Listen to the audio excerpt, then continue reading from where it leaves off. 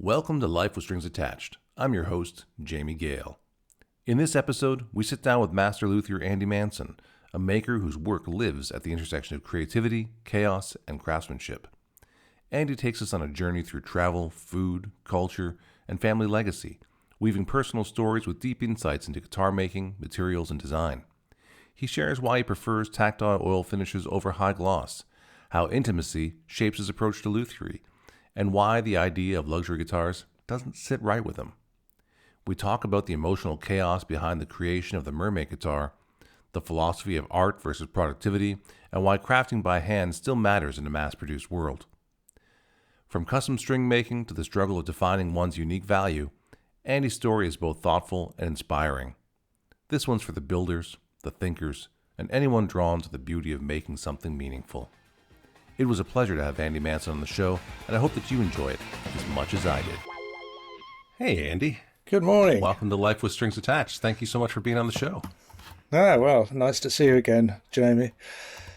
Doesn't seem like very long ago that we were doing this same thing. I think about a year ago. Is it a year? Roughly, yeah.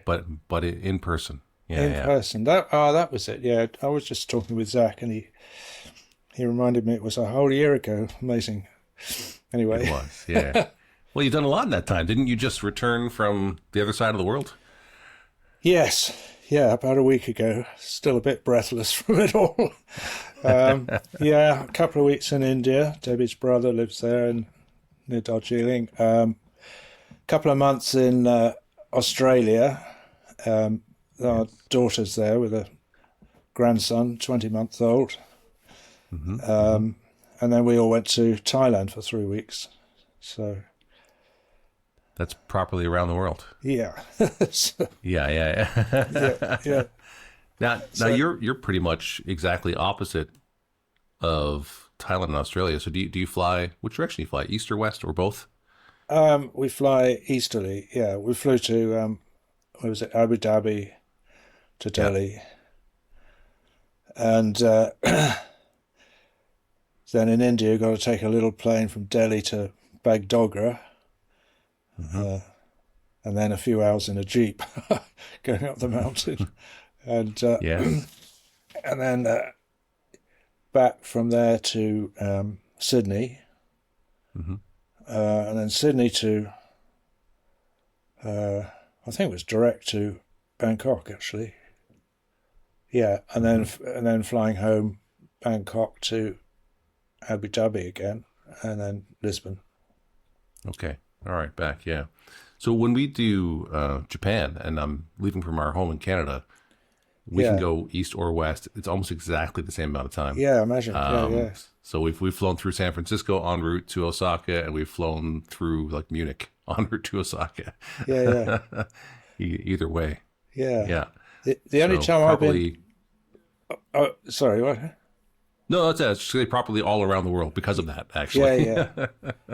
Well, we did that actually. Last time we went to Australia to visit our daughter. We went to India, Australia, and then on to San Diego, and then across to New Jersey, and then home from there. So that was a rotation. Yeah, amazing. So what is it? You said that David's brother is in Darjeeling. Debbie's now, brother. Does it have anything to do with the tea business? That happens to be one of my favorite teas. Is he? No, I mean he lives. He's a Swami. He has a school there, a Gurukul, in fact, and but that's all among the tea gardens. Yeah, we visited 2 or 3 of the tea gardens, and the managers hosted us with delicious tea. And yes. Yeah. Is that something that is different on location? Because I've heard like coffee, like really close to plantation, is completely different than what we have, and I've heard the same thing with Guinness. If you drink Guinness at the factory versus like having it somewhere else, was your tea experience different as well? Oh yeah. I mean the Guinness thing, of course. Irish Guinness is made with Liffey water, which is the River Liffey that goes through Dublin. But we were drinking the first flush. We were there for the first flush of the green tea, of the tea. where the bushes are just sprouted, and then these tender little green shoots, and they pick those, and it's like the champagne of tea, and then they leave the bushes for a while, and the main crop comes later. Yeah, it's fantastic. It's absolutely delicious. I've never heard of this first flush, actually. So how was it different for you? I just tasted, I don't know, just something. How would you describe the difference? I don't know, just tasted it. I mean, it tasted what you would expect from fresh, tiny little green shoots rather than the larger leaves. I don't know if that describes it in any way. Was it more aromatic and more fresh? Yeah, fresh. Definitely tasted fresh. Yeah. I know. What does that mean? I don't know. It's hard to describe, isn't it? I think most of us have had the experience of something that is more fresh, and so we could use the term. Common experience, right? Yeah. Yeah. You know, there's a Riesling that is just outside of Jens Ritter's village, which I love, called from the winery Odenstahl, and they make a very fresh Riesling that you drink within the first few weeks or months. And, you know, I gave a bottle to a friend, and they saved it for something special, and they drank it like 3 years later, and I was like, oh, this is not the same at all. You completely missed the point of getting this fresh wine. Yeah. You know? And, like some wines, they're kind of designed to be drunk fresh, aren't they? They have, in Portugal, we have Vinho Verde, which is, you drink it new, and it's not very strong. It's slightly, I wouldn't say fizzy, but it's slightly kind of aerated, and that definitely tastes fresh. I mean, other wines are designed to be kept for a while and mature. Yeah. Love it. Sorry, you're on to some of my food is my vacation. It's my, you know, I don't really take vacations because my work always sounds like a bit of a jerk to say this, but my work is so enjoyable. You know, it's like conversations like this, you know, often visiting, like I was there with you and your wife last year in your home in Portugal, and often my work doesn't really seem like work. And so I don't try and get away from it. But food for me is that thing. I go to a really great restaurant and have a great meal or a great bottle of wine, and you know, it overwhelms. You know that when you taste something and it overwhelms the palate, and you like close your eyes and you kind of forget about the rest of the world for a second because it's just so strong. The experience is just so visceral. Yeah. It's a bit like having tom yum soup in Thailand. Yes, which is. That was the thing in Thailand. The food is so great. It's and again, I've never had it. I've never tasted Thai food like that before. Made on location is always the way, isn't it? Yeah, isn't that interesting? You know, I'm here in Tuscany right now, and of course, Italian food export is something that goes around the world just like Thai food does.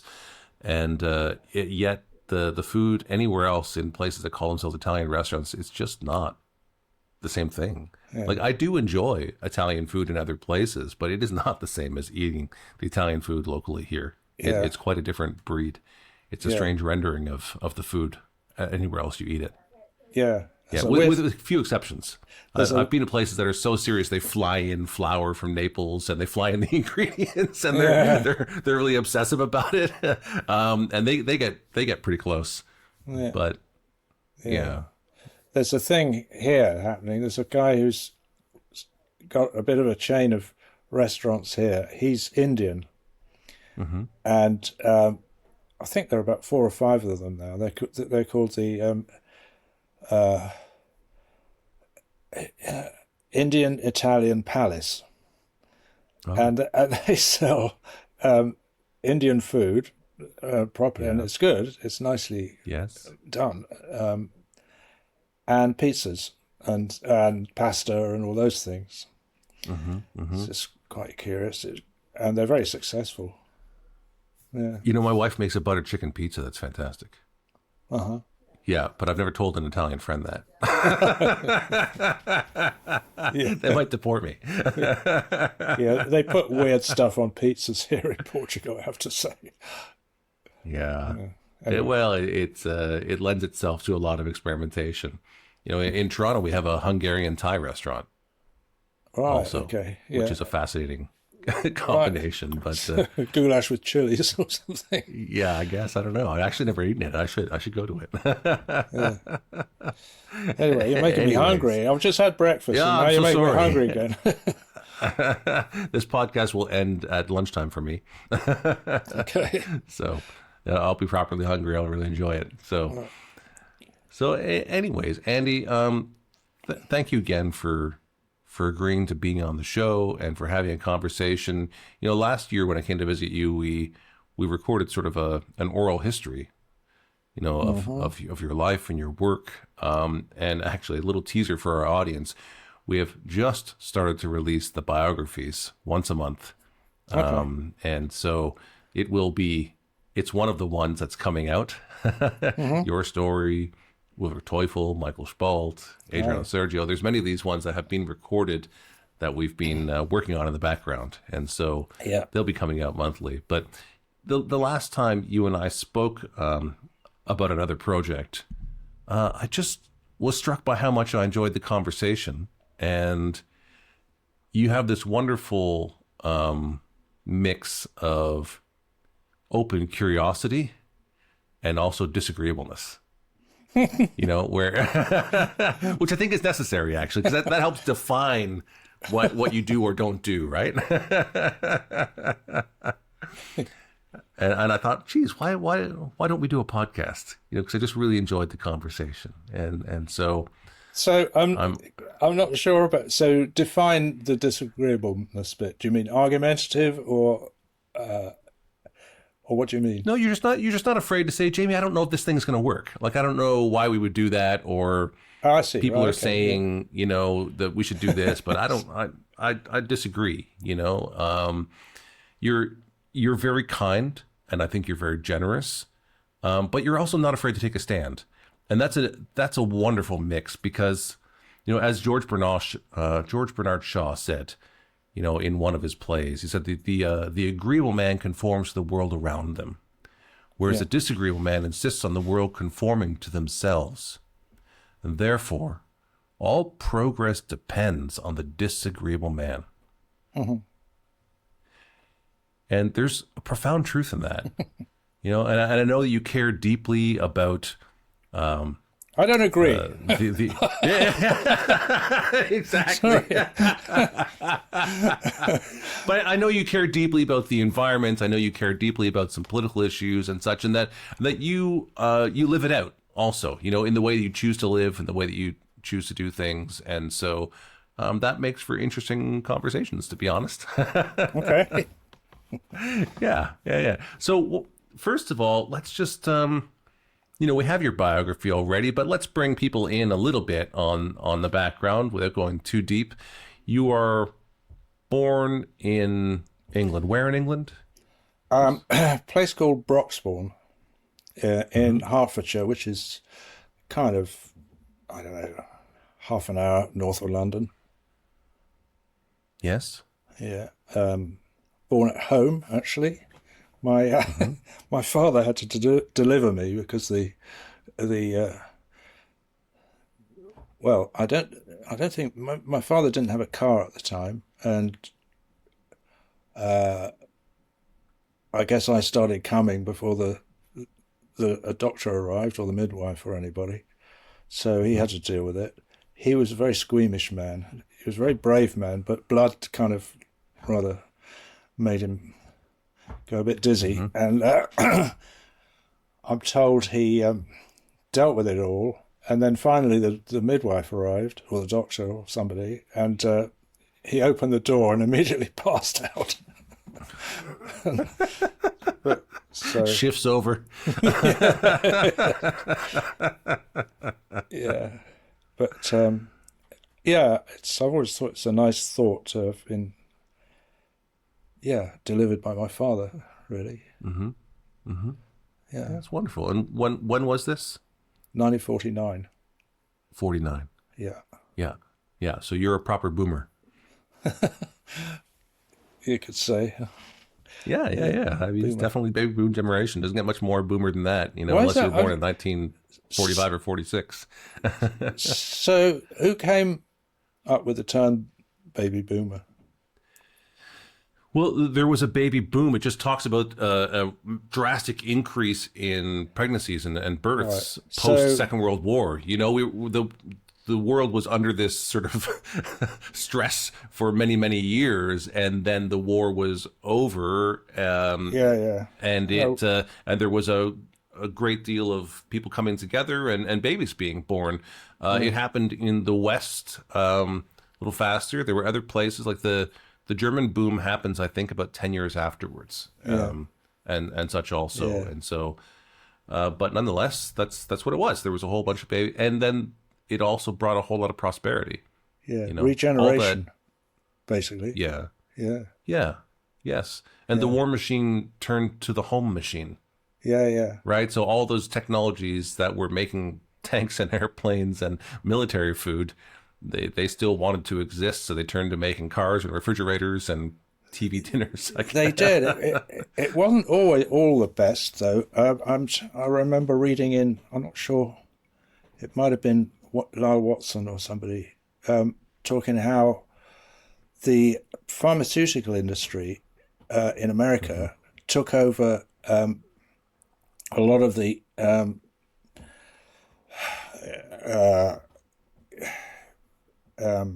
chemicals stuff that came that the Germans were using for nefarious means, and for use in agriculture, such as pesticides and all that sort of pesticides and so on. And of course, from that aspect, that was the beginning of a rot, really.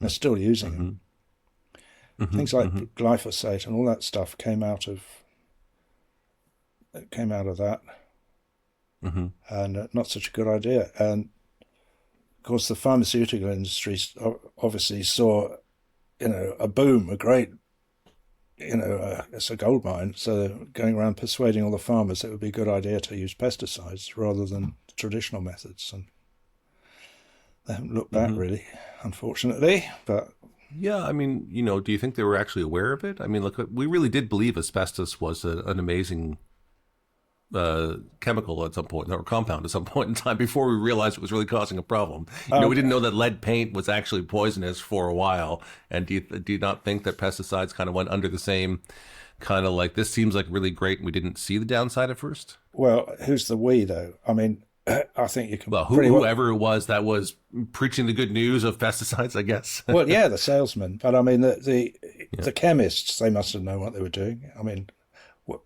it's chemistry. If that's their field, they know what they're doing. So but often the focus is so narrow that we don't see the unintended consequences or the correlated effects. Yeah, we get blinded by the possibility of wealth and so on, and it's a lot of misguided kind of thinking, really. Yeah. Anyway, yeah. So, but yeah, so the boomers generation, I know. I mean, the vibe was kind of, end of wars, jobs for life, and all that kind of thing. And then, of course, along came 1968, and we all turned around and said, "Well, we don't really want the jobs for life. They're not. They're not that much fun. We just do our own thing." That's your generation. Yeah. But did your parents do the jobs for life thing? Oh yeah. My dad was he was a railway civil engineer. He was a brilliant man. He left university with 2 degrees at the age of, 17 or something. And he'd studied engineering and geology. And went immediately to work for British Railways. Well, of course, in those days, that was kind of considered almost a civil service. It was, it was not a commercial venture. It was something we went and did because it was of service to the people. really. And then when the war came along, shortly after, he was immediately put into the Royal Engineers and sent to India, where they were working on the Burma Railway, the famous film, The Bridge Over the River Kwai, came out of that.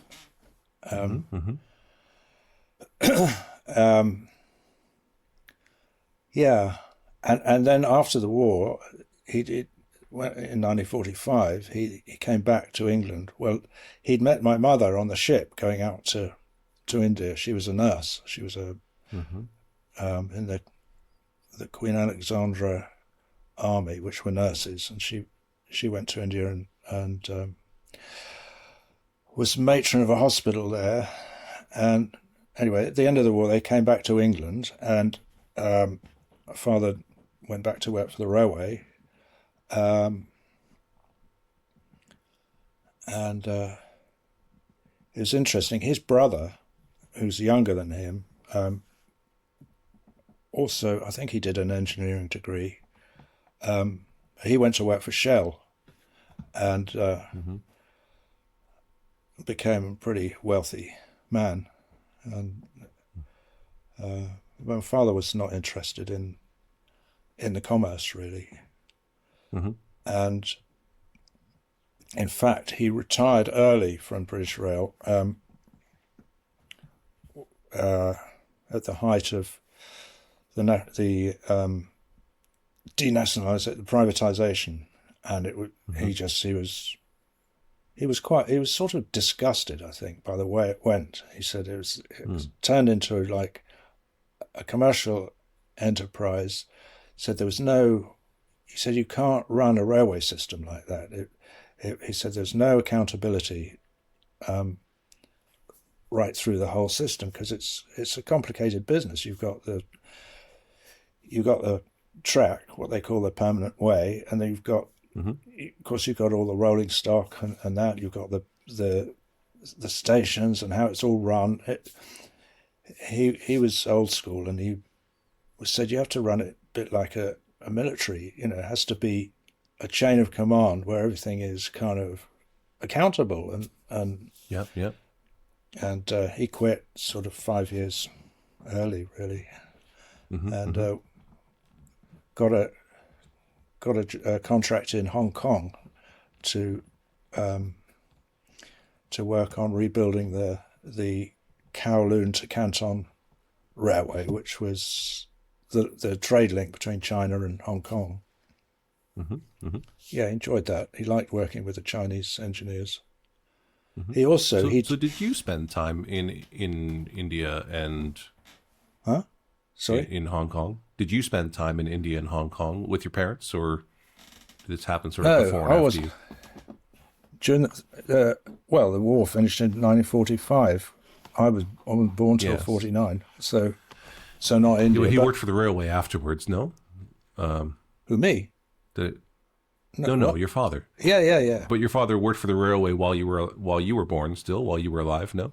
Oh, yeah. He was back with British Railways, and he worked right up to, I don't know the date, but until, well, let's say he was born in 1920,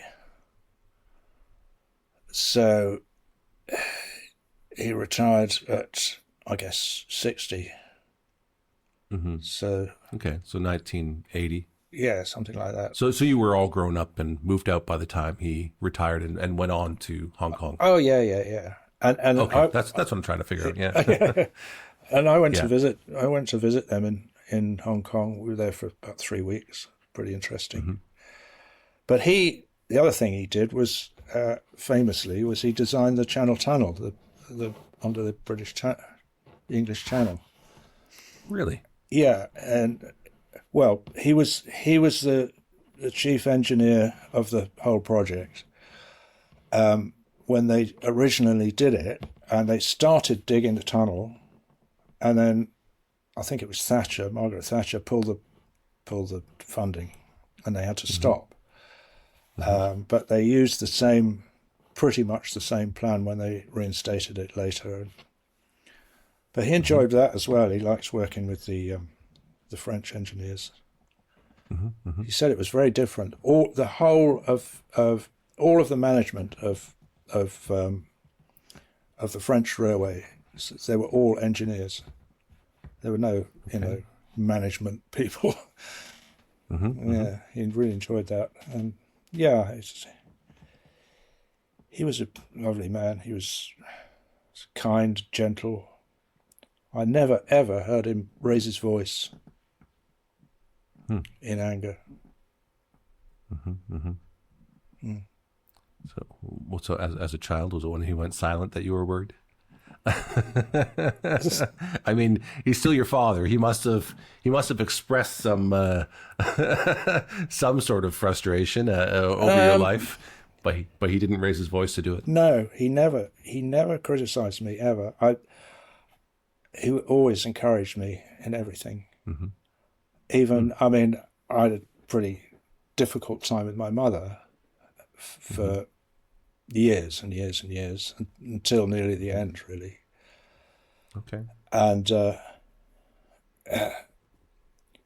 yeah.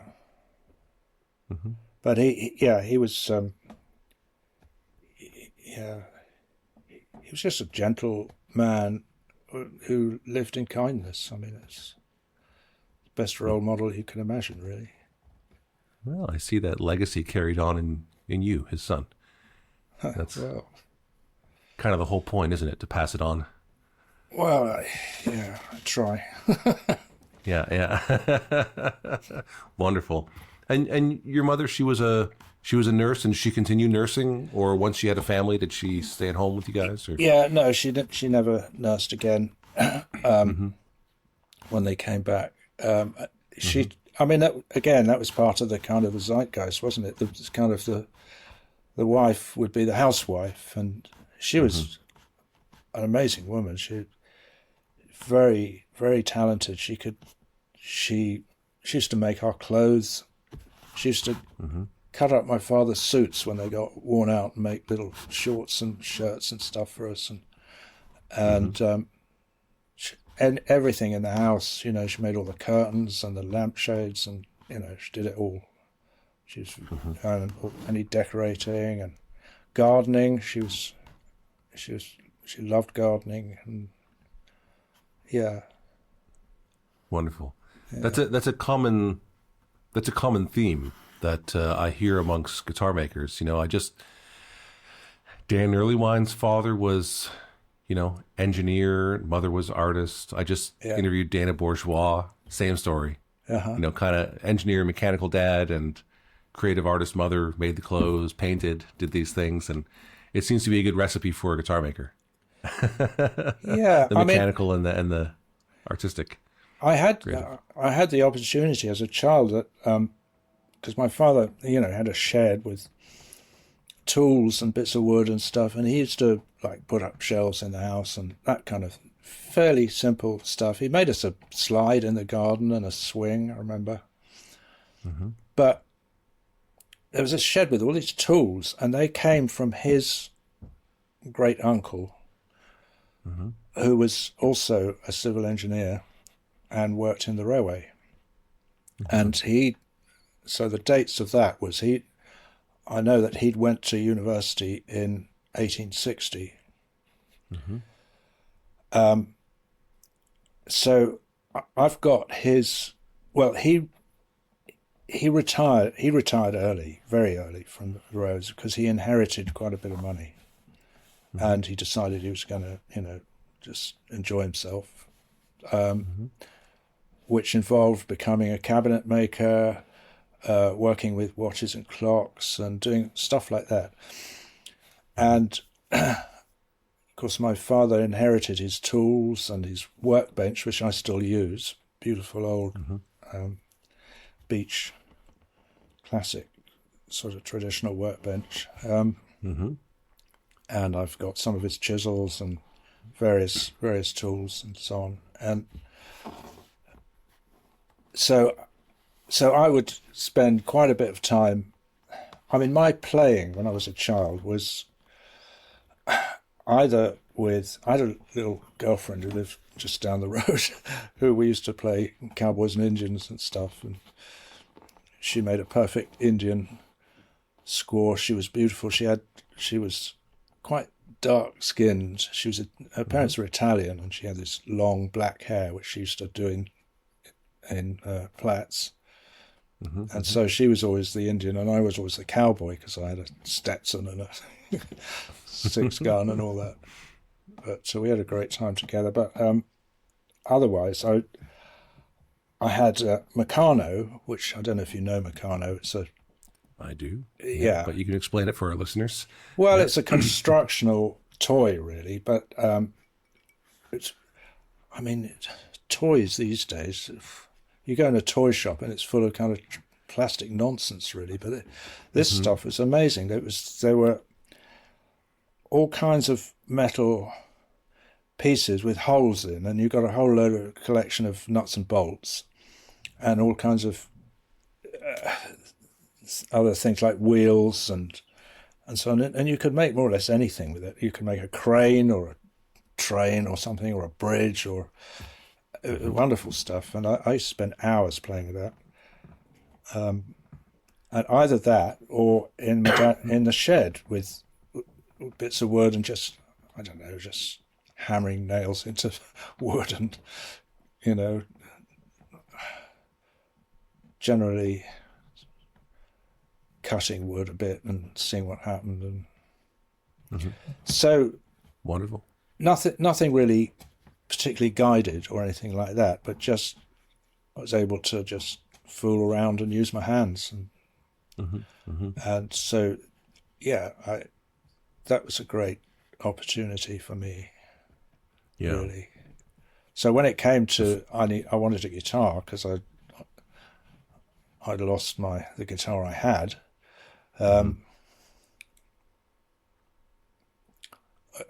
Just all I needed to do was think, oh, maybe I could do that. Go into the shed, find some bits of wood and tools, and just get on with it. It was a very crude thing, but it works. It was functional, and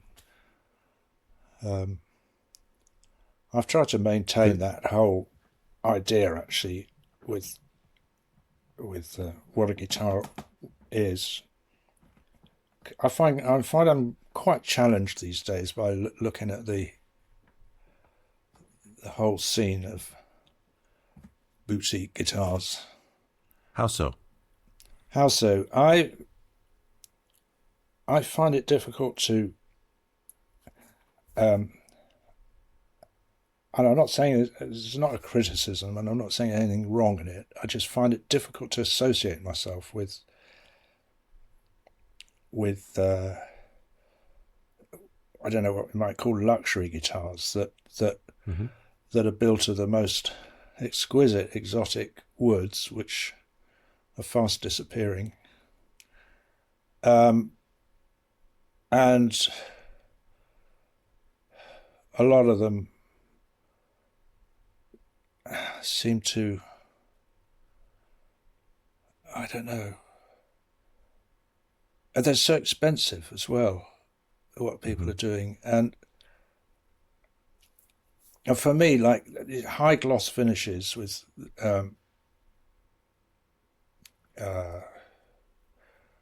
these lacquers, whether it's cellulose or acrylic or polyester, whatever people use. I don't know. It's just, for me, it's anathema. I can't, I did it for a long time. I did for years I was spraying lacquers, and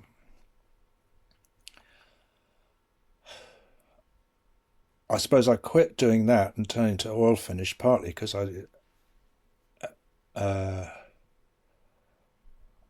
became really aware of the toxicity of it, not just for myself, but for, the rest of the world, really.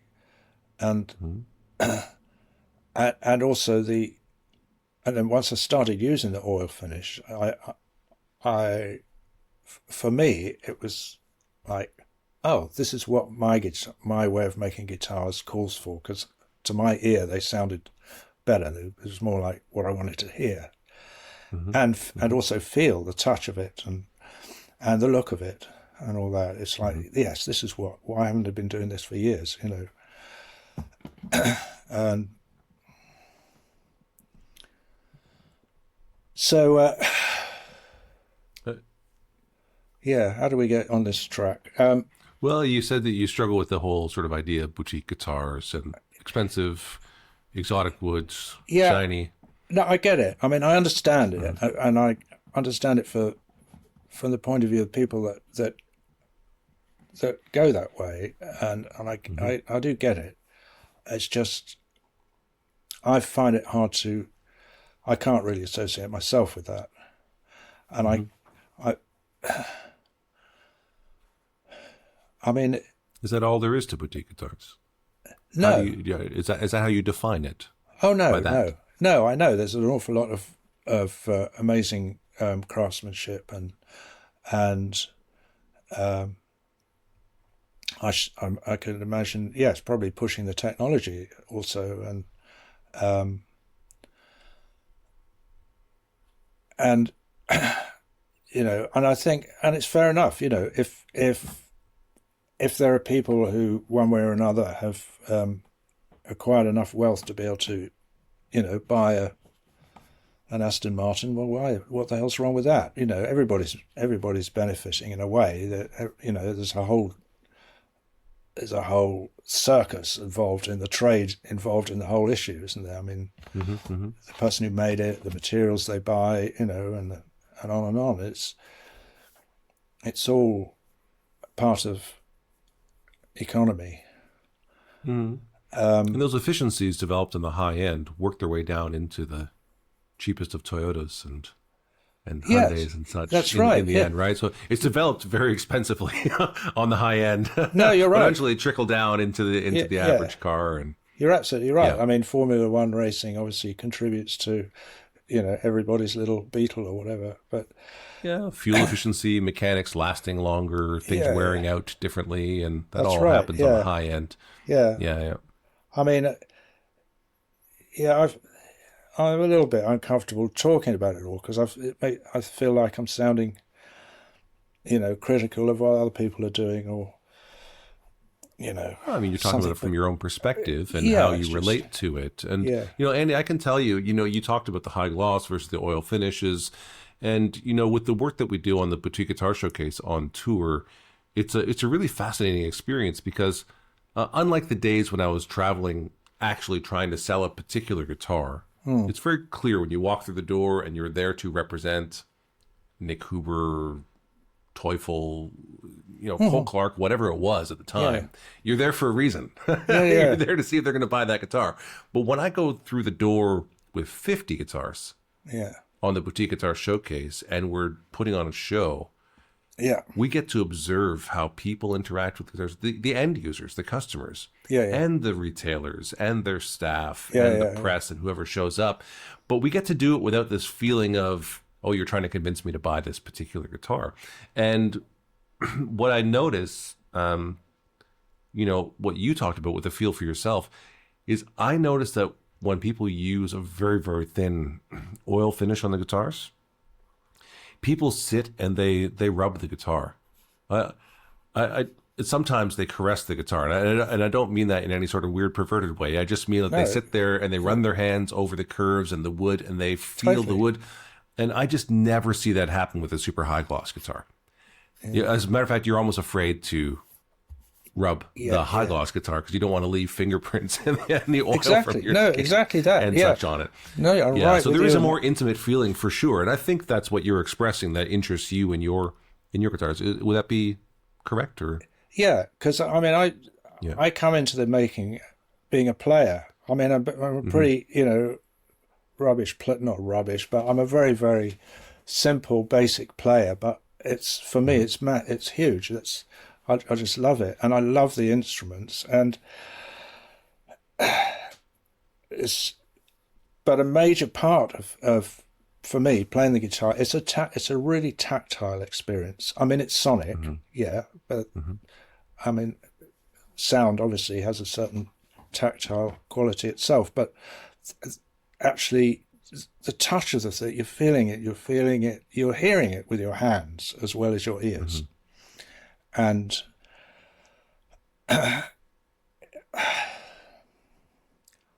yeah,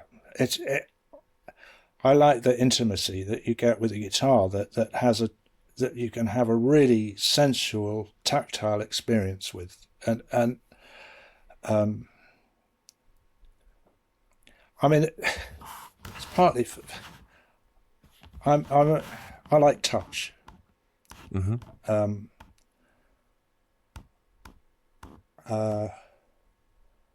Hands are, for me, hands are what makes us really human.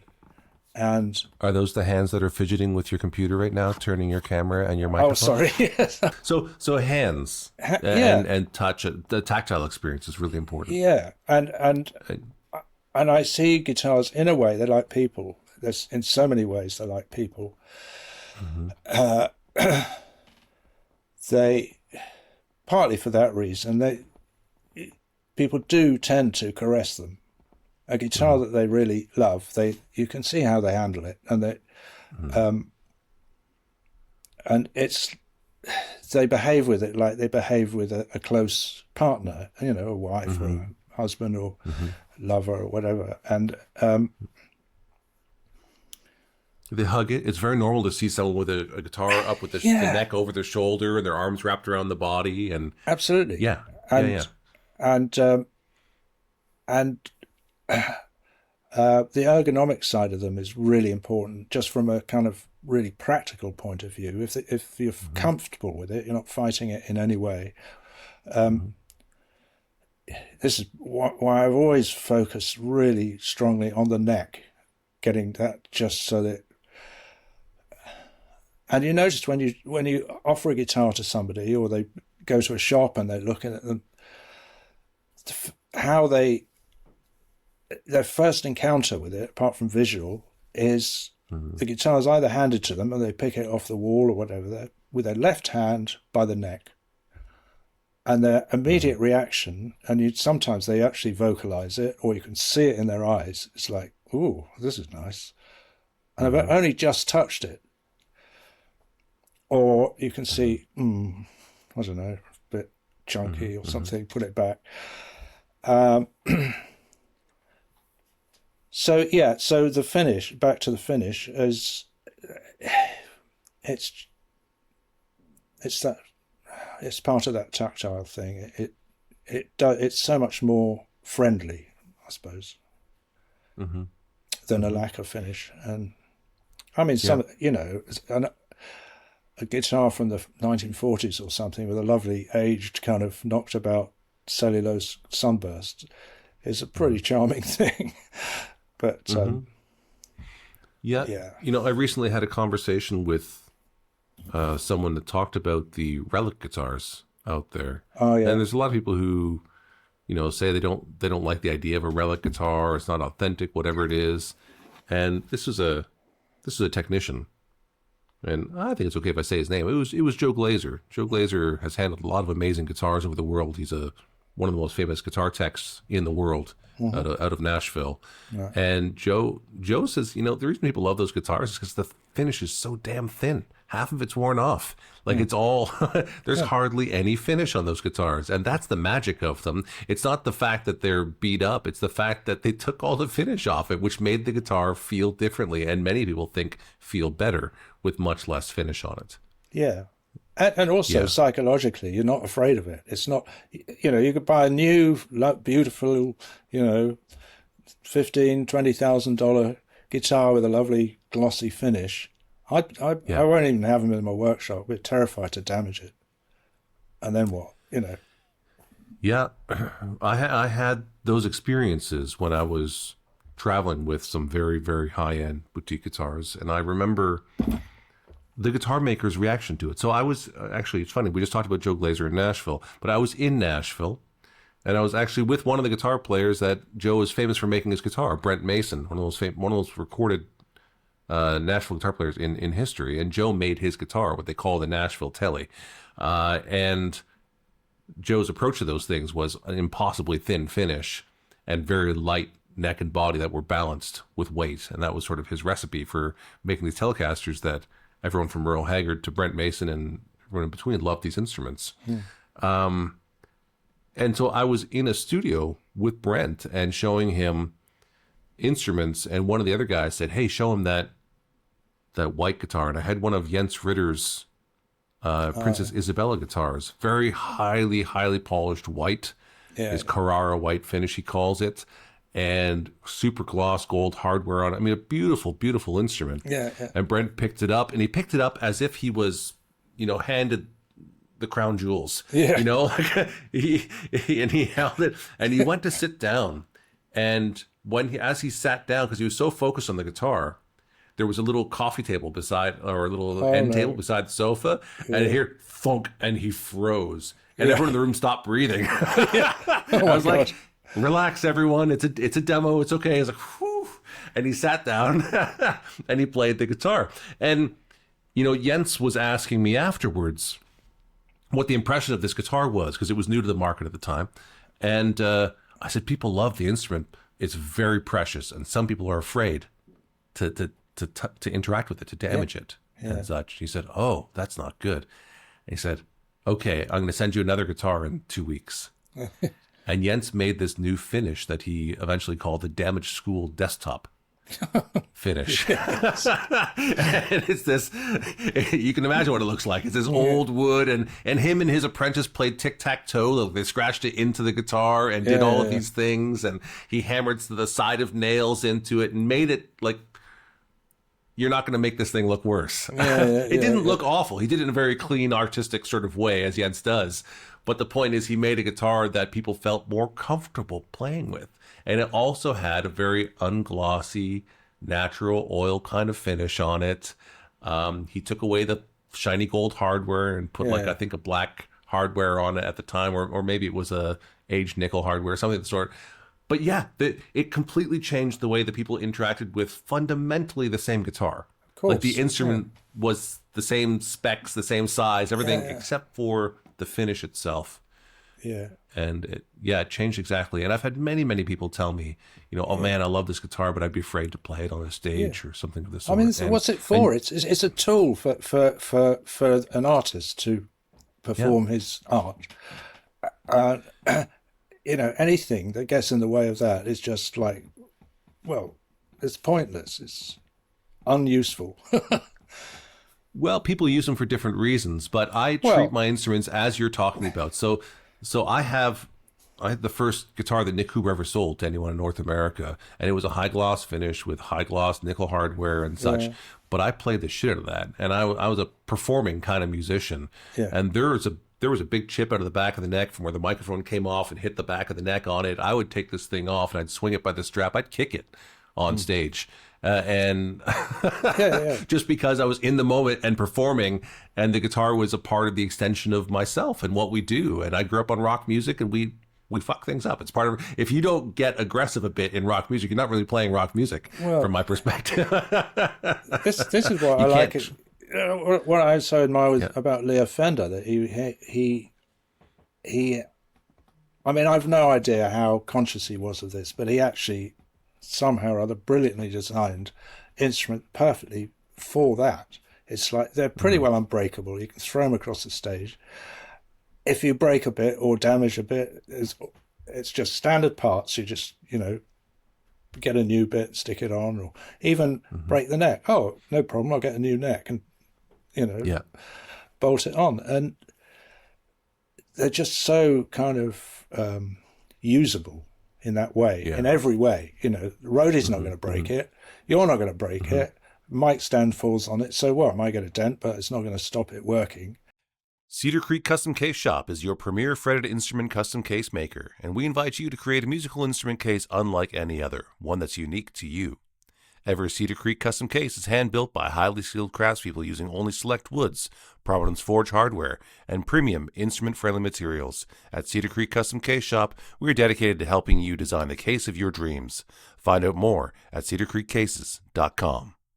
Are you serious about the business of guitar? Then you need to join us on Patreon. We're building a future where guitar makers are able to live prosperous lives making instruments that inspire the musical experience, which helps to create a more beautiful world. where others who are passionate about the guitar can thrive. Those who help in the promotion and resale, trade shows, writing of books and articles are supported as a valuable part of the community. A community where we explore with curiosity and encourage those around us in their endeavors. With a community effort, we can accomplish far more than we can individually. So let's be serious about your guitar business and join us on Patreon. That's patreon.com/Jamie Gale Music. We are better together, so let's do this together. I love where we've been, and I'm excited about where we're going. This space is normally reserved for brands who make stories like this possible, like the Dario and the Cedar Creek Custom Case Shop. If your company belongs in this conversation, let's talk. We partner with brands who value craft, culture, and the quiet power of a well-placed idea. You know, they're great, wonderful. So does that affect your material choices? Like, because there are materials that are simply more durable than other materials. Yeah. Because those maple necks. So I did some stress testing on musical instruments where we actually brought them to a destruction lab to break them intentionally to see how they broke, where they broke, to develop a product around it. Yeah. Which I can't say much more than that around it. But I will tell you that a mahogany neck takes roughly about 400 pounds of pressure to snap in half, and a maple neck takes about 1,200 pounds of pressure. Yeah. No, it's literally 3 times stronger than a mahogany neck. Yeah. And they sound completely different also, partly for that reason. Well, exactly for that reason. Yeah. Yeah, well, yeah. So, yeah, I don't like particularly using maple necks on acoustic instruments. It doesn't doesn't fit my formula, if you like. I've never really liked cedar soundboards, partly because they are so vulnerable, and I'm not crazy about the sound of them either, at least in the way I do the rest of how they don't really, I have a formula, I suppose I could say that, with certain parameters, but yeah, cedar doesn't really work for me. I find for small-bodied, like a parlor size nylon string guitar, like a romantic guitar or something, that kind of works. But yeah, otherwise I'll stick with spruce. It's more, I don't know, I prefer the sound, and cedar's very easy to damage and break. You mean like a Western red cedar? Yeah. I mean, cedar's a very broad term, I know. But people tend to use for soundboards, that type of cedar. Yeah, but there's lots of people who use Spanish cedar, which is not really a cedar, but it's called Spanish cedar, as a mahogany substitution. Right? They're using it, and it behaves very much like mahogany. A Spanish cedar does in that way. And there's also cedar of Lebanon, which is a very, very different wood and such. So you're talking about the traditional, like, Western red cedar that's used for soundboards on some instruments. Yeah. Otherwise, I'm pretty open to woods, really. I don't know, materials are interesting. It's a whole interesting historical subject, I think, about what people use for musical instruments. I mean, in Europe, sort of centuries ago, there'd have been most stringed instruments. I mean, violins kind of show the way, really, but are made of maple and spruce. I mean, it all grows here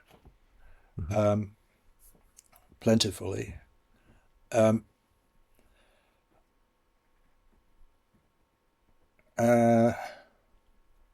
But then with the American kind of, I mean, that was a whole revolution of the guitar going to America with C.F. Martin. I guess other people probably went before him as well. He couldn't have been the first. Sure, but he's the one that we all know the name of. Yeah. He kind of, and then he's thinking the kind of access of material they had, like mahogany, the rosewood from the Amazon and those woods.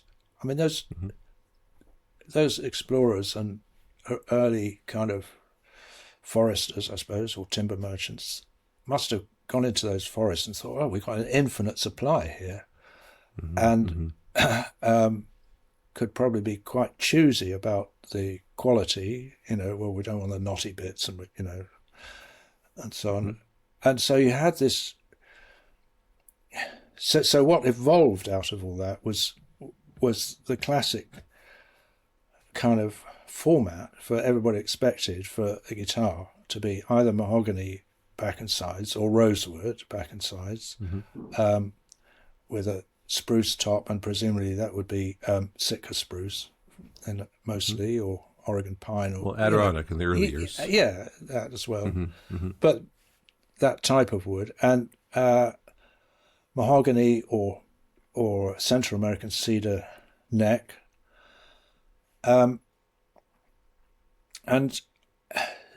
so as these makers started making them, bigger and bigger factories, imagine the buyers, they we want a reliable source, and so they buy shiploads of this stuff probably, and lots of quality control going on, and so you'd end up with basically a standard formula for what a guitar is in terms of materials, and that's what people would hear and see, and so the ear would be educated to, this is what a guitar is, and that's what it sounds like.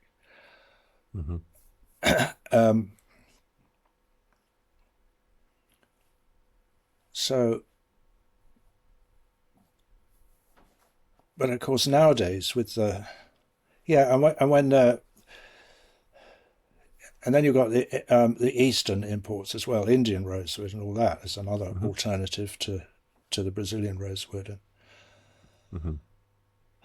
And well, that became because of supply problems. So that was a solution to find something as close to the existing supply as look more or less as the legacy of the manufacturing predicted. It's like, we need to get something that's like that, but we can't get that anymore. That's where the Indian rosewood came in. So the musicians basically would be kind of, it would be like, that's the tool we use. Okay, well, that's what it sounds like, and so they'd write for that. But it's interesting now with the material availability is that people are turning to all sorts of other woods, and there's so many. Well, I'm just talking for Europe now. There's so many hardwoods in Europe which are perfectly suitable and sound great. Walnut, cherry, yew, all kind of fruit woods, and these sort of temperate climate fruit woods. Some of them are just amazing, beautiful woods.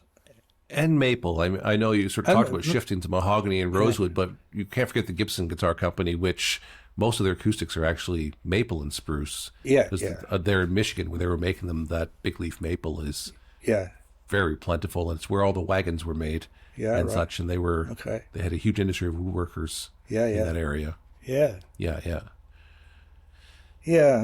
That's another thing about the Fenders is you can imagine.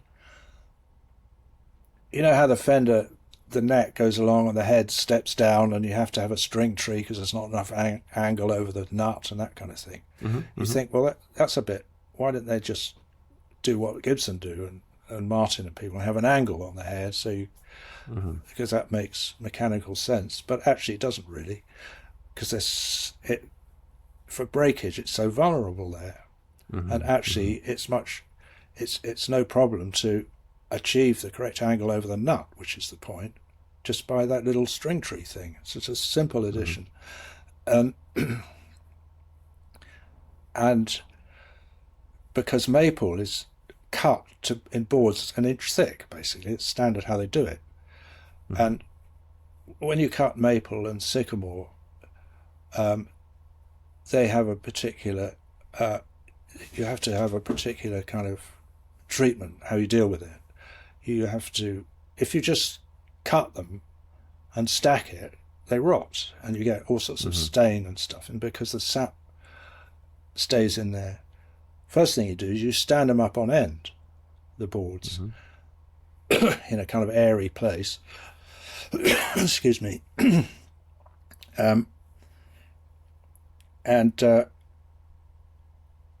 So what was available were 1-inch boards of maple, and he probably thought, well, that's a suitable. So we'll design the neck. And actually, if you look at the shape of the headstock and so on, you put a template down on a 1-inch board of maple, you can fit it all together like a jigsaw puzzle, and there's almost no wastage at all. Right. Very clever. Yeah, it's proper industrial design. Yeah. It's quite different than the Craftsman approach is typical. Yeah. But it really works, unlike the toaster, which they've never achieved, a toaster that works properly. Anyway, that's an aside.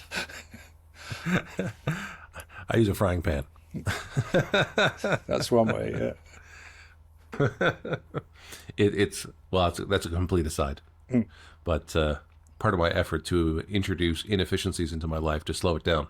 Yes. So. Well, yeah. Oh, that's a very good point. I mean, I'm all for that, actually. Yeah. I'm all for that.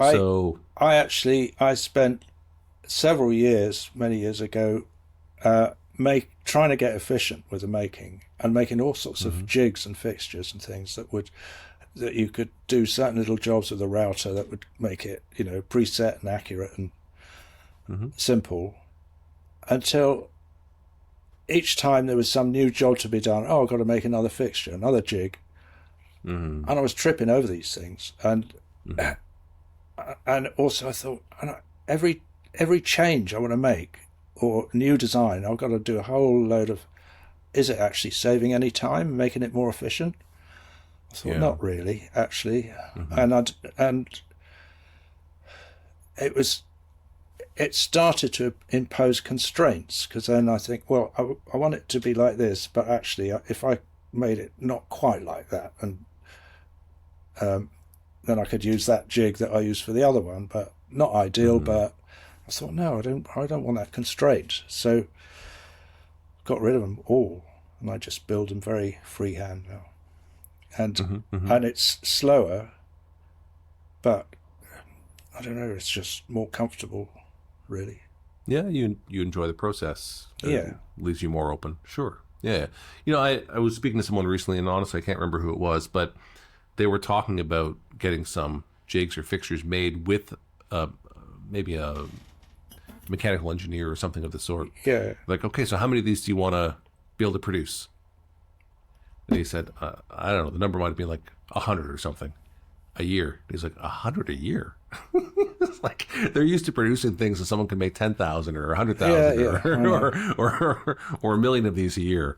And then the scale works out to pay for a mechanical engineer and the fixture and everything. But yeah, if you're making it once or 10 times or something, and you're a competent, craftsman, then yeah, all that time to make the fixture might cost you more than the efficiencies you gain from it. Yeah. For sure. Anyway, I want to keep my design head open, because while I'm making something, I'm constantly thinking, well, okay, well, that's all right for this time, but actually, you know what? Next time I'm going to do that. So if I've made a jig for that, it's like, oh, God. Yeah.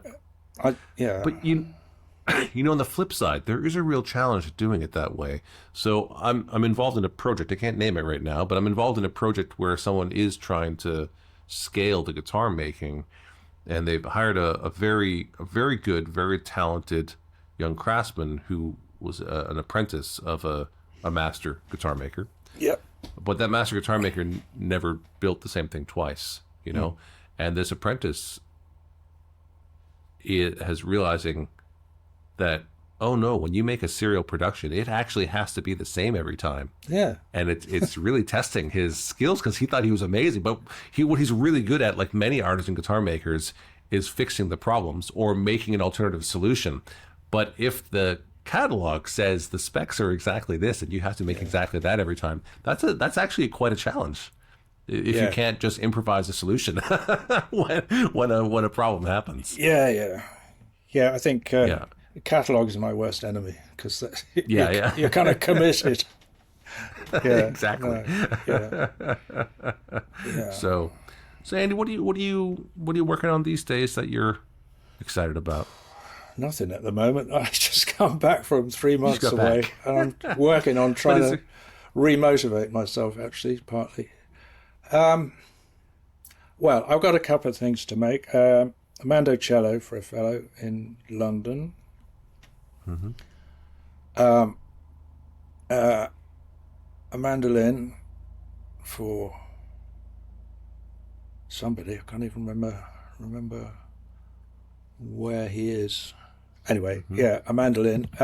And I've got a couple of other mandolins I can make optionally if I feel like it. I've got. Is that a large part of what you do? How much are you doing as far as ratio of guitar to mandolins? Oh. It goes in waves, actually, it seems to. Yeah. And I've got a guitar to make for somebody. We haven't discussed the details yet, but he's going to be around in the next couple of weeks, and we'll chat about that.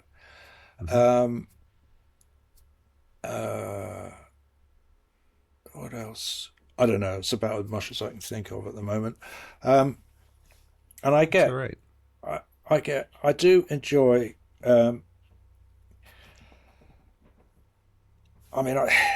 For years I did lots of repair work, and mainly because it was work and I could never say no because I was always desperate for money. Now I get a certain amount of repair work here in Portugal.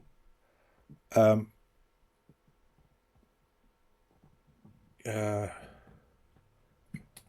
I like that, actually.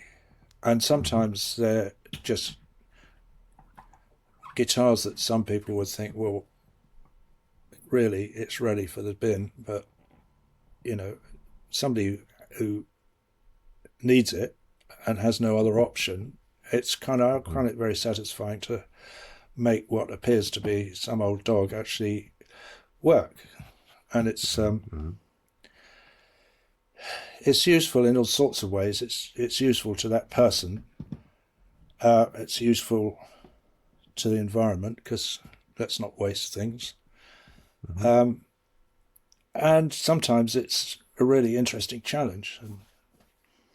And I've got a thing at the moment. Actually, it was a bit of a nightmare, really, to be honest. But do you know what a kora is? It's an African kind of. It's like a big bowl made from a gourd with a goat skin top. Okay. Say, in a way, like a banjo, and it's got a great long pole that goes right through it, and then on top of the skin, there's a very tall bridge, and so you've got like about 20 strings from the tailpiece over this bridge and down to this long neck, and you play it with the neck. I think they call it a mast, but that pointing kind of upwards, and there are two sticks coming out which you put your hands on, and you pluck these strings like a harp, really. They're absolutely beautiful. You hear an African player who knows what they're doing, they're just beautiful. Anyway, this guy brought me one, and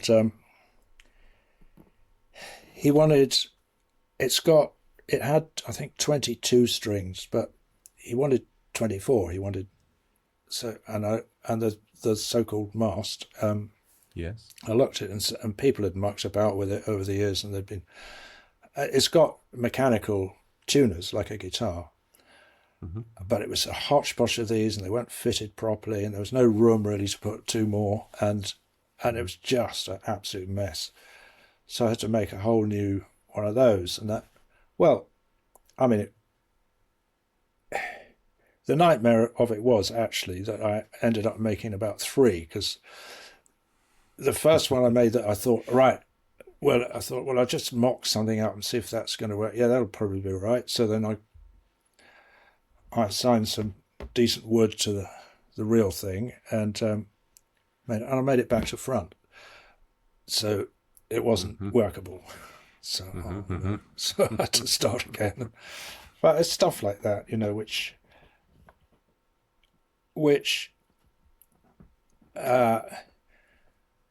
probably has cost me about 3 times the amount of time that it should have done if I'd gone straight into it and got it right first time and just.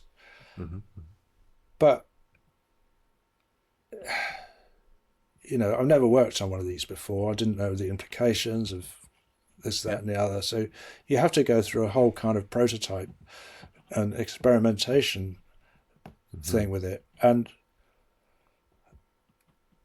I usually take the view with that kind of thing, well, that's for my education. I can't charge the guy for this. I agree to do it, and and that's fine. But sometimes when you're in the middle of that, you're thinking, oh, I thought this was going to be about a couple of days, and actually it's taken me a week. And then you have to calm down. It's fine. It's it's what it is. Yeah, but the fact that you take those things on, the lessons learned, and a lot of people call themselves luthiers who have only ever made a particular type of guitar. And for me, I call those people guitar makers. I reserve the term luthier for somebody who can do exactly what you're talking about. Somebody who can approach any kind of stringed instrument and make it. If you're asked to say, well, I've never made that before or done that, but I have the skills to make a cello or a guitar or a mandolin or a kora or whatever it happens to be. Yeah. The physics are all kind of the same. The materials change a little bit, but the principles. I can sort it out. Yeah, the principles are all there. Yeah, that's right. And anyway, I mean, it's a small community, Jamie. That I mean, Portugal. Well, there are 11 million people in Portugal, but our community that we live in, kind of thing, it's quite small, and he's a nice guy, and he's part of the community, and that's what you do, isn't it? I mean, it's quite simple, really. Absolutely. Wonderful. So, Andy, there's a few things here that I'm sure people are going to want to hear. Maybe some topics that you talk about too much in interviews, but I kind of feel like I didn't do the job if we don't talk about a few of them. And so people would be disappointed. But I want to let people know that, one, we've recorded 2 other interviews with Andy that address in depth some of these topics. So if you're listening to this and you're wondering about, are we going to talk about the famous musicians that Andy has built guitars for over the years, what the stories are behind that and such, wait for Andy's biography to come out. It is coming in the not so distant future, and we go really in depth over the decades of his instrument making, and you'll hear them all there. And secondly is, I guess I'm committing to announcing this right now, but we are working on a series called Remarkable Guitars. And these are the most remarkable guitars of my entire career. And Andy has made one of those most remarkable guitars. And that will be released as a separate interview and article. It is around his Mermaid guitar, which was a part of the very first NAMM Show's Boutique Guitar Showcase back in 2017. We're coming up actually on the 10th Boutique Guitar Showcase in this January. It's hard to believe it's been almost 10 years already, but that's the reality of it. Yeah. And I want to say, without getting into all the details of the Mermaid, say that was my personal first consciousness of you. And the funny thing is, I never retained your name. There was this woodworking magazine. I don't even remember what the woodworking magazine was, but I got it somehow. It might have been around Lee Valley, possibly. Lee Valley and Veritas tools that are made in the Ottawa area. Nonetheless, there was this guy on the front cover with this big wooden mermaid that claimed to be a guitar. And I thought, wow, what is that? And at the time, I had opened up an art gallery to show guitar as sculptural art. And so I received this somehow to my art gallery. Maybe someone brought it to me. I'm not really sure. That art gallery was a bright blip in history for me. I opened it in November of 2007, and 6 months later, the world economy crashed and countries went out of business. And so we had a glorious 6 months in the art gallery. Yeah. But it didn't carry on from there. However, let's fast forward a number of years later, because that was in 2007, 2008. A number of years later, I'm in Berlin at the Holy Grail Guitar Show, and you and I meet for the first time. But I don't think you were exhibiting. I think you were maybe helping at the show. Nonetheless, you must have been, because we had time, and we had walked around, and Karen Singh from Bigfoot Guitars in India stopped us and said, "Hey, would you mind giving some feedback on this?" And you and I sat on the stage. We played Karen's guitars, and we passed them back and forth and just had a lovely chat. And I think we friended each other on Facebook or something afterwards. And then I saw the Mermaid guitar. I said, "Holy shit, that's the guy who made the Mermaid guitar." That was in the back of my mind. And it just never came up. And it's funny, it came later on. Then I followed up with you. And, we'd had some lovely conversations in Berlin, but we'd never talked about that. And then I invited you to be part of the first boutique guitar showcase, and you were a champion, because that show came together in a really short period of time.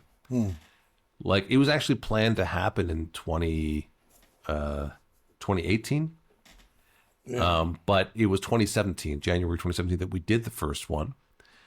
And it happened just simply because a lot of European guitar makers contacted me and said, "Hey, Jamie, we're going to come to NAMM for the first time. We're going to be in the German pavilion, or we're going to be here or there." And I was like, "Oh, that's a bad idea. You shouldn't go to that section of the show for what you do. Not that section's not valid, but for what you do, you're literally going to be there beside like accordions and harmonicas and people, promoting German culture, which isn't exactly relevant for your work."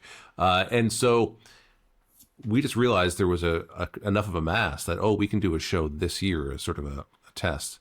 And I called you, and you're like, "I'm supposed to be in Australia. I can't do it." And then you didn't sleep that night, I think, because you called me the very next day and said, "I want to do it." And you flew past California to Australia, and then you flew back just for the show and went back to rejoin your family for your visit in Australia. And to finish that, you came with your Mermaid guitar, which happened to live not so far from there, because the Mermaid guitar actually lives in the greater Los Angeles area with a wonderful collector there.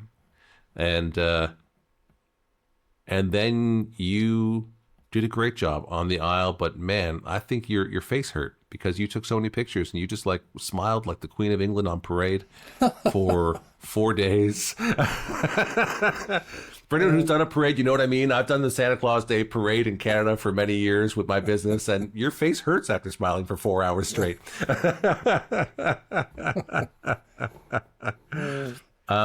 But it was such a remarkable experience. And then to engage with that guitar, which stood out to me, obviously, over a period of years already, to have a chance to engage with it in person, to have her whisper her sweet song in my ear, because that is the way it's constructed. That as you play it, the sound comes from her face, into your ear, which you can't help but have beside your head as you play the guitar. Really, really remarkable, Andy. And you have to be careful, because she'll drag you under the water and you'll never be seen again. That's right. If you listen to the song. Really amazing. And so, as I said, we've done this in depth before, but Andy, what's your relationship to this guitar years later? Because I know a number of guitar makers who have made really ambitious projects like this, and some of them have good memories. Some of them are like, oh my God, why did I do that? It took so much of my life. It hurt to do that. Are you thankful for your time and that you made this guitar? Was it a struggle in the end? Can I be so bold as to say, what's your emotional relationship with this incredible piece? Well, first of all, the reason for doing it, in the first place, the multi-faceted reasons for doing it came to me when I was I was in turmoil myself, and it came out of chaos, really. It came out of my own chaos, and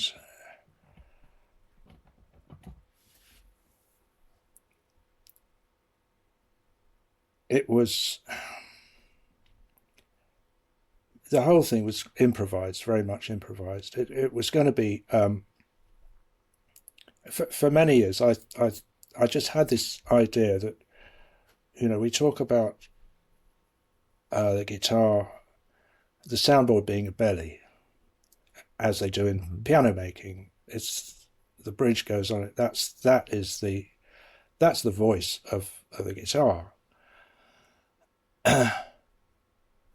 not the head. And it's the same with people. Our real voices in our guts. And I just had this kind of sort of imagination of making a guitar of a woman's body, a naked body, because the guitar shape, that figure of eight shape, is so often iconically kind of depicted as female. And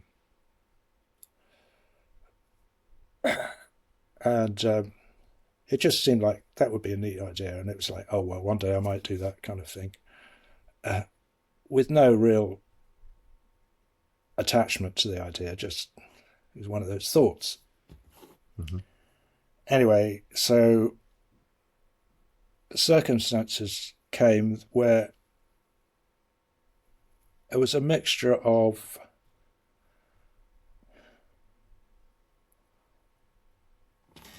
I was thinking about art. What is art, and all of that sort of stuff.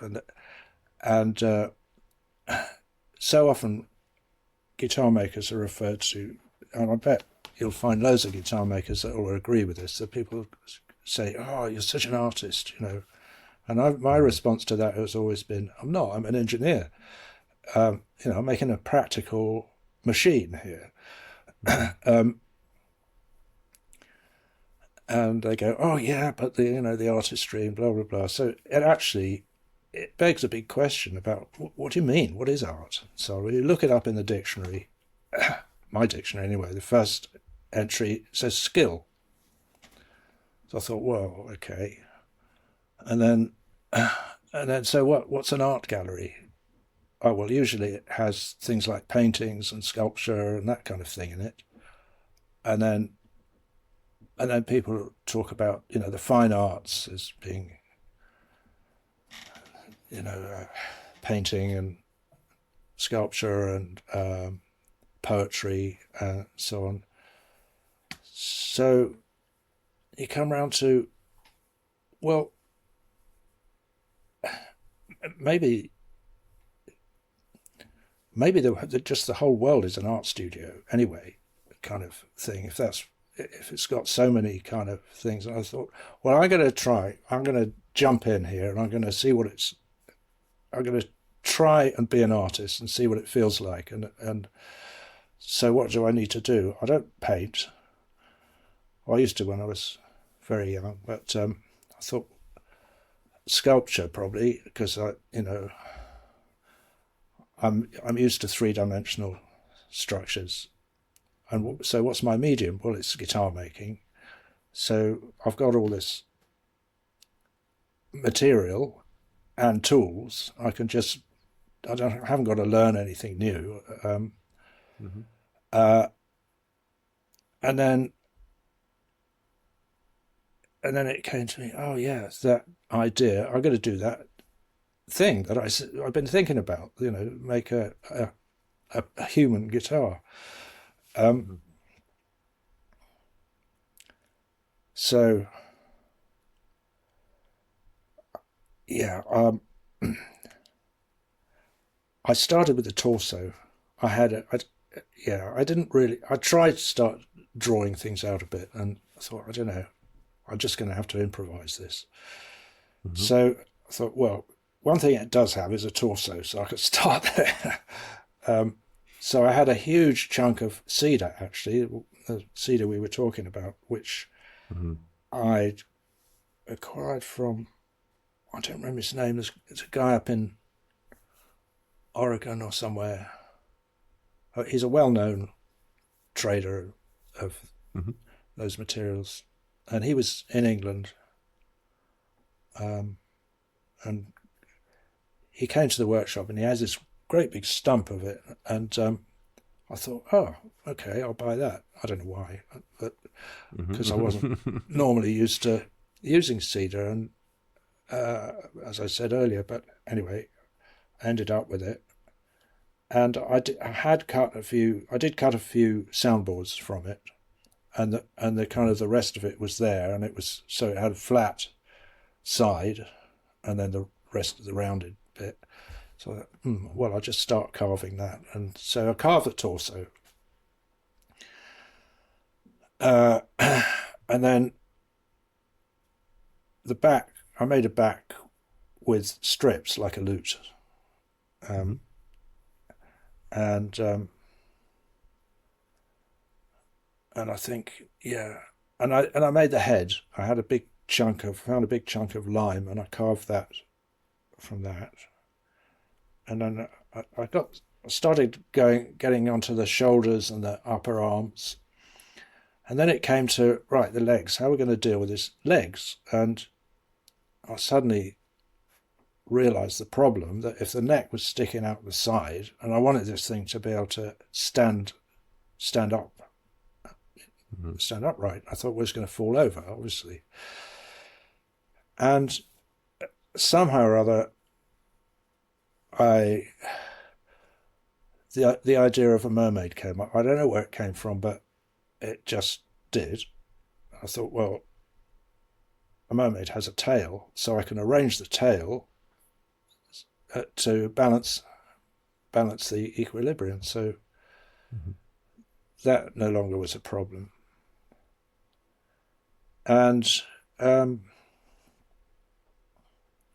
meanwhile, I'd cottoned onto the theme of chaos, and because I was thinking this is all chaotic, and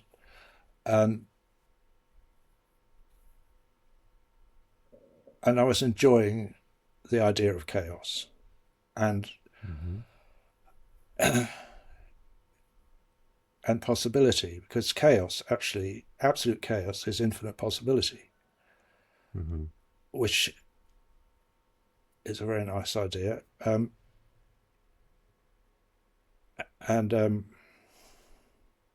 So I proceeded with that, and with my internal discussion about what is art and so on. And or maybe I'm doing it, I've no idea, but anyway. So yeah, and well, the whole thing proceeded, and I just got on with it, and actually when I made the neck, and I had a headstock on it with a little panel that I wanted to put an inlay in, and I had the idea of putting a Chinese pictogram that means chaos. So I went to the Chinese medicine clinic in Exeter and spoke to the nice lady there about it, and she looked very confused, I have to say. And she didn't seem to quite understand what I meant by chaos. It was like a new idea for chaos, almost like, well, we don't have chaos in our culture or something, or I don't know. It was just like she couldn't, but she wanted to help, and she was obviously interested in the idea. And she said, if you come back in a week, I'll talk to one of the doctors. They'll know maybe. Anyway, so I went back, and she came up with this little pictogram, and it was a mixture of 3 elements, I think. One was water, the other was the sun, and the other was sprouting. So she explained what this meant. She said, this is the watery void from which life emanates. So you imagine the ocean, right? So I thought, that's such a beautiful image of chaos. There's water, and it's just random minerals and so on, and eventually things occur. So that was interesting. And the head was hollow, and in the side of it, the bit where you said you can, you listen to it when you're playing it, it's quite a large opening, and you can see inside there. And my idea was, when this is finished, I'm going to make a piece, a separate little piece that'll make a comment that'll be inside the head. It will be the idea, or some kind of idea. And I couldn't. Somehow there was nothing to say anymore. So that I left that empty. And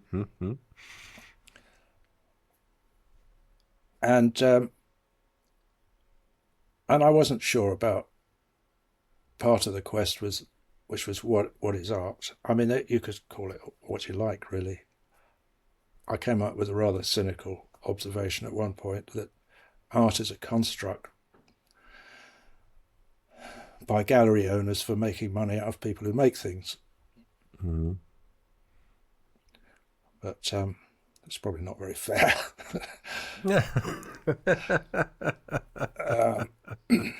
It can be a definition. Yeah, so an alternative definition. Yeah, anyway. I find these concepts very interesting, Andy. You talk about the chaos, and that you were going through a turmoil in your own life.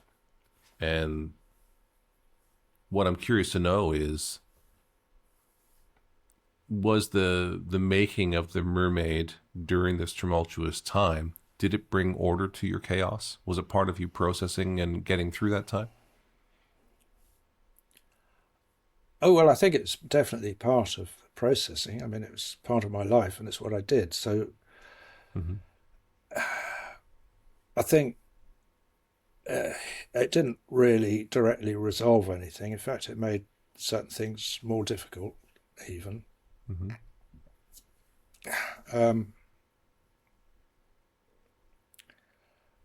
And I don't know, eventually I let it go by. And I don't know, I tried, not obviously effectively, to sell it in various ways, because my intention was to actually, part of the original thought, I want to make something actually, if I can make something actually unique, something that is unprecedented, that gives it a certain value, because in terms of rarity, implies value. I thought, I reckon I could, if this works, and it turns out to be attractive enough, it could possibly generate a lot of money. And my intention was to, because I didn't personally want a lot of money, but I wanted to put a major part of that money to a particular project. And actually it was a farming education project in Africa that I was interested in at the time. Anyway, years went by and I couldn't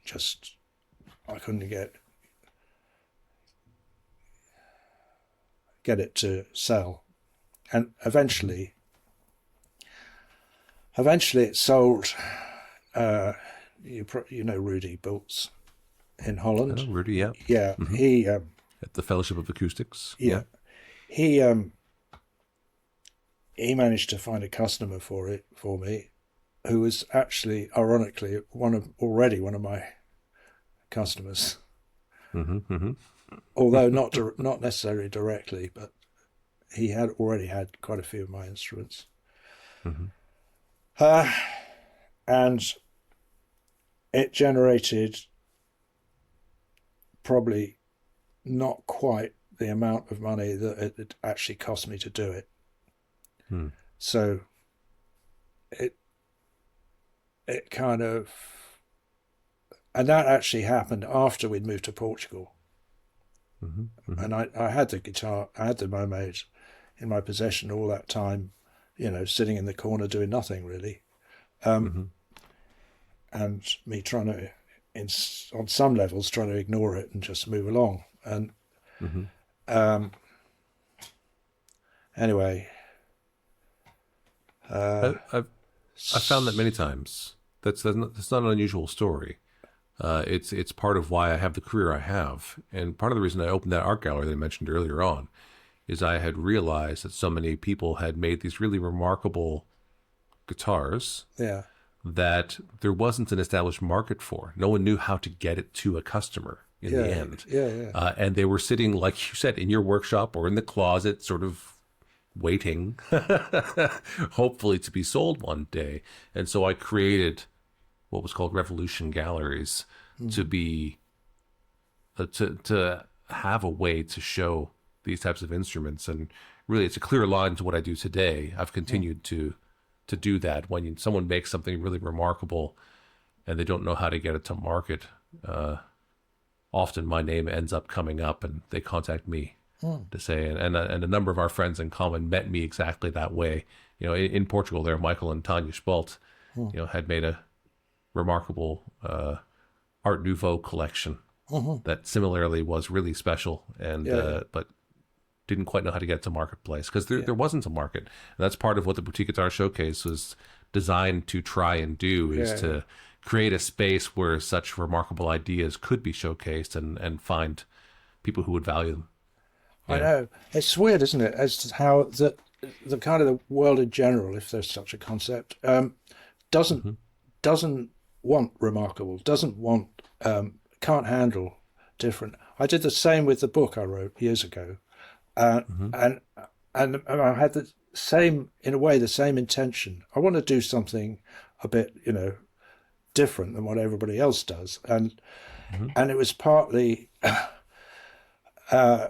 really, in a way, thinking about how so many people will say to a guitar maker, "Oh, your life must be really interesting. God, you make these amazing things and nobody knows how you do it." And I thought, well, I'm going to make a book, show what my life is and it was about 9 months or so of photographing my work every day. There's something like 680 photographs in it of just work in progress going along, and a diary written in afterwards in the evening.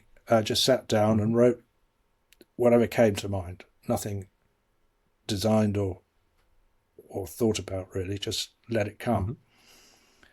And it was like, there you go, that's what it's like being a guitar maker.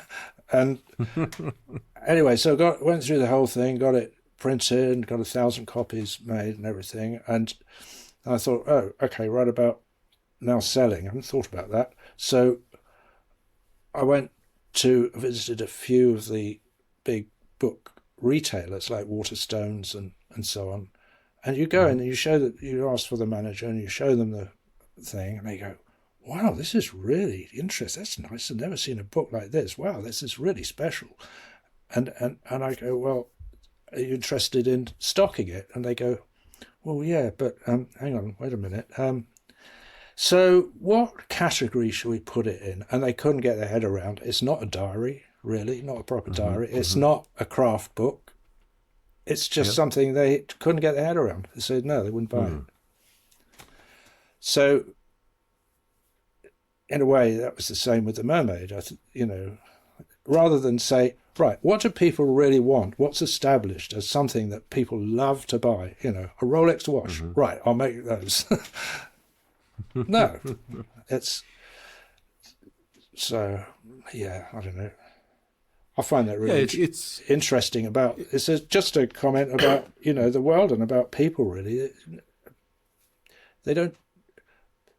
What is it that will a person not really trust their own judgment? They have to be educated in what they would like in life, what they want. I mean, that's partly what the advertising industry does, I suppose. Well, they communicate, and they communicate what the value of something is. And so, a lot of craftspeople have a disdain for that sort of thing for whatever reason. But the reality is, if you had been able to communicate what your book was in a way that they could understand it, then you might have sold your books. Yeah, no, I get that. And that's and honestly, Andy, it's where I become valuable in our community, in our industry, is that I do communicate complex things in simple, easy to understand format.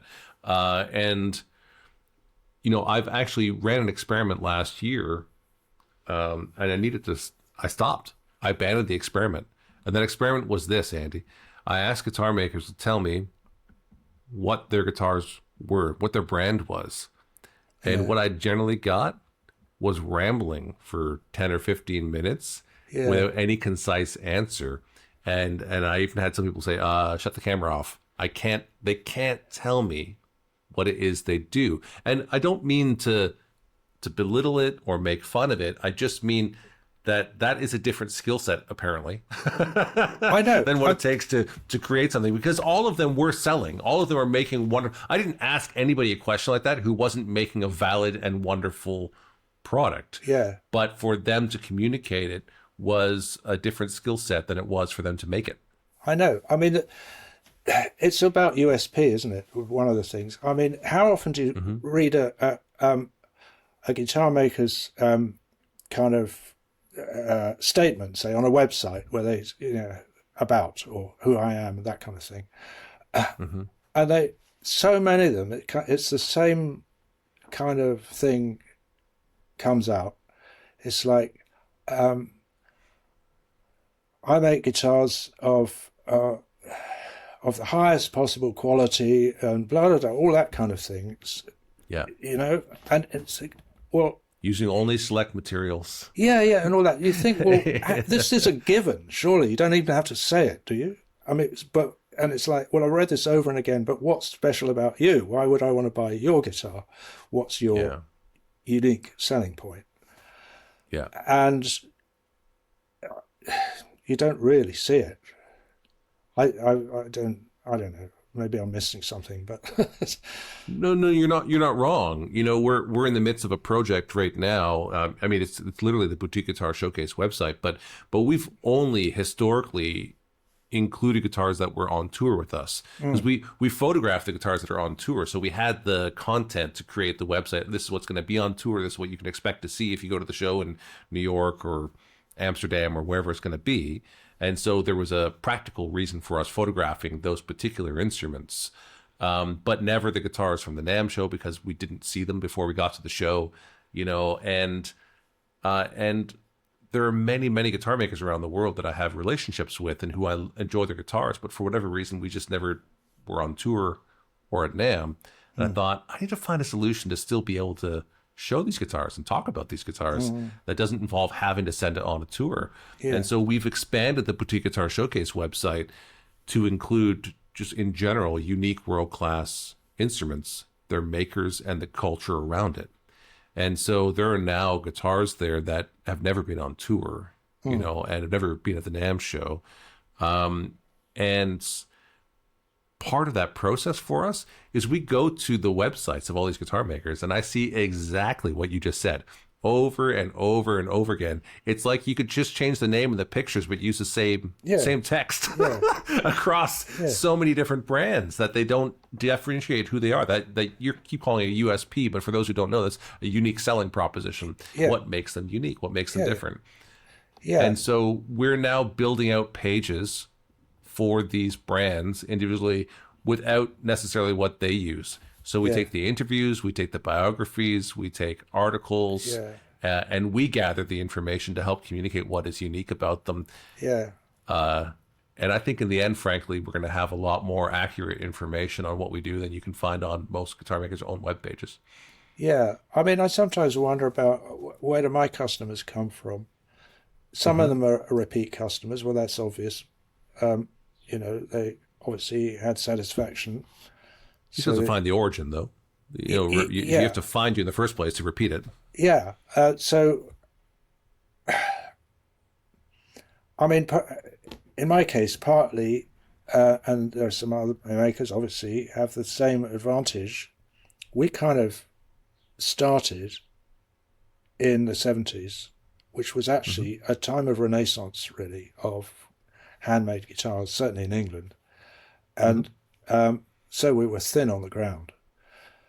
So hence, I mean, I had this amazing opportunity that I was living in the same town as John Paul Jones. I just went and knocked on his door. I'd never even heard of Led Zeppelin. I just knew he was a musician and that kind of thing. And like when Hugh, my brother, came and started working with me, we used to go to some of the trade shows I mean, we never had any money. We couldn't get a stand. So we used to get people we used to go on the stand of people like Hiwatt or Rotor Sound, or who loved it because it kind of made some context on what their stand was about. And so, I don't know, Jethro Tull came from that, actually.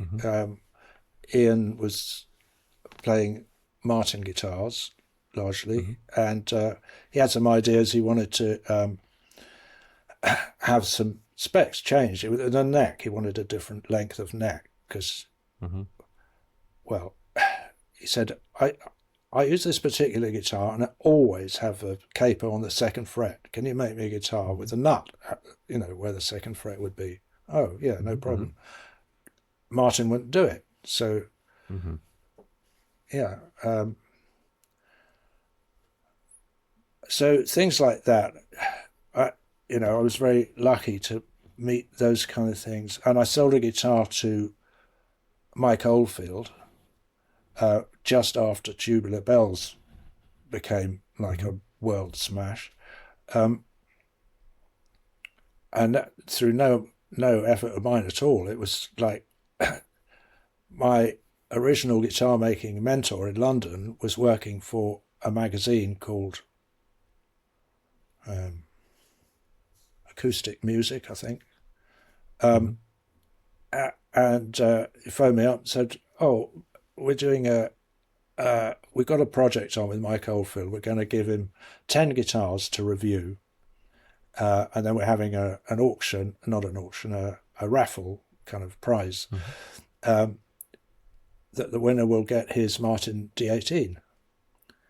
Have you got anything? Do you want to put it in for a review with all this?" I thought, well, that would be amazing. But no, I said, I've got something on the bench that I've halfway through making. And he said, "Oh, no rush. It's a couple of months' time."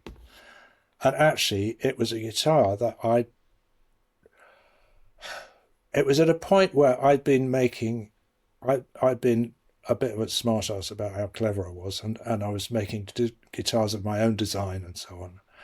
And I was just getting really frustrated with it.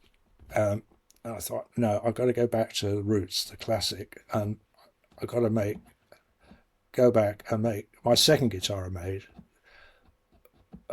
was a Martin Dreadnought copy, kind of. This was at the time that was a Martin or a Gibson jumbo guitar. That's what everybody played, and Yep. so I thought, right, go back to the roots, and so I had this on the bench, half made, and anyway, he said, "Yeah, no problem. Send it when you've finished." So I thought, "Oh, all right." So did that, and I kind of forgot about it, and then got a phone call from Stephen, who said, "Look, you better sit down. Mike's played your guitar, and he says it's the best guitar he's played, and he wants to buy it." So it's like, oh, okay, that sounds good. So anyway, ended up with the magazine going out, the review, everything, front page, huge picture of Mike Oldfield playing my guitar with this statement. I think, well, that's pretty good advertising. So, yeah, and actually more than anything, it gave me confidence, actually, about that I'd made the right choice that time, about forget about being a guitar designer. I just, it's best to stick with a classic, because there's a reason why they're classic. And so I kind of always done that, really, ever since. So really? Anyway, yeah, so stuff... I don't think of the guitars you make today as the classic designs. I mean, the guitars I've seen of yours in recent years, I don't remember ever seeing something like a Dreadnought or a standard OM on a... No, but the basics, the methods, my Okay. kind of, my bottom line is I use the same methodology, whatever the actual overall design is. I'm using the same tools, the same materials. I'm not interested in, making necks, for example, with carbon fiber inlays and fingerboards glued on with epoxy and so on. I'm old school. I like to, use the same method through and through, because I know what I'm doing. It's like, this is I don't have to keep learning new materials, or Yep.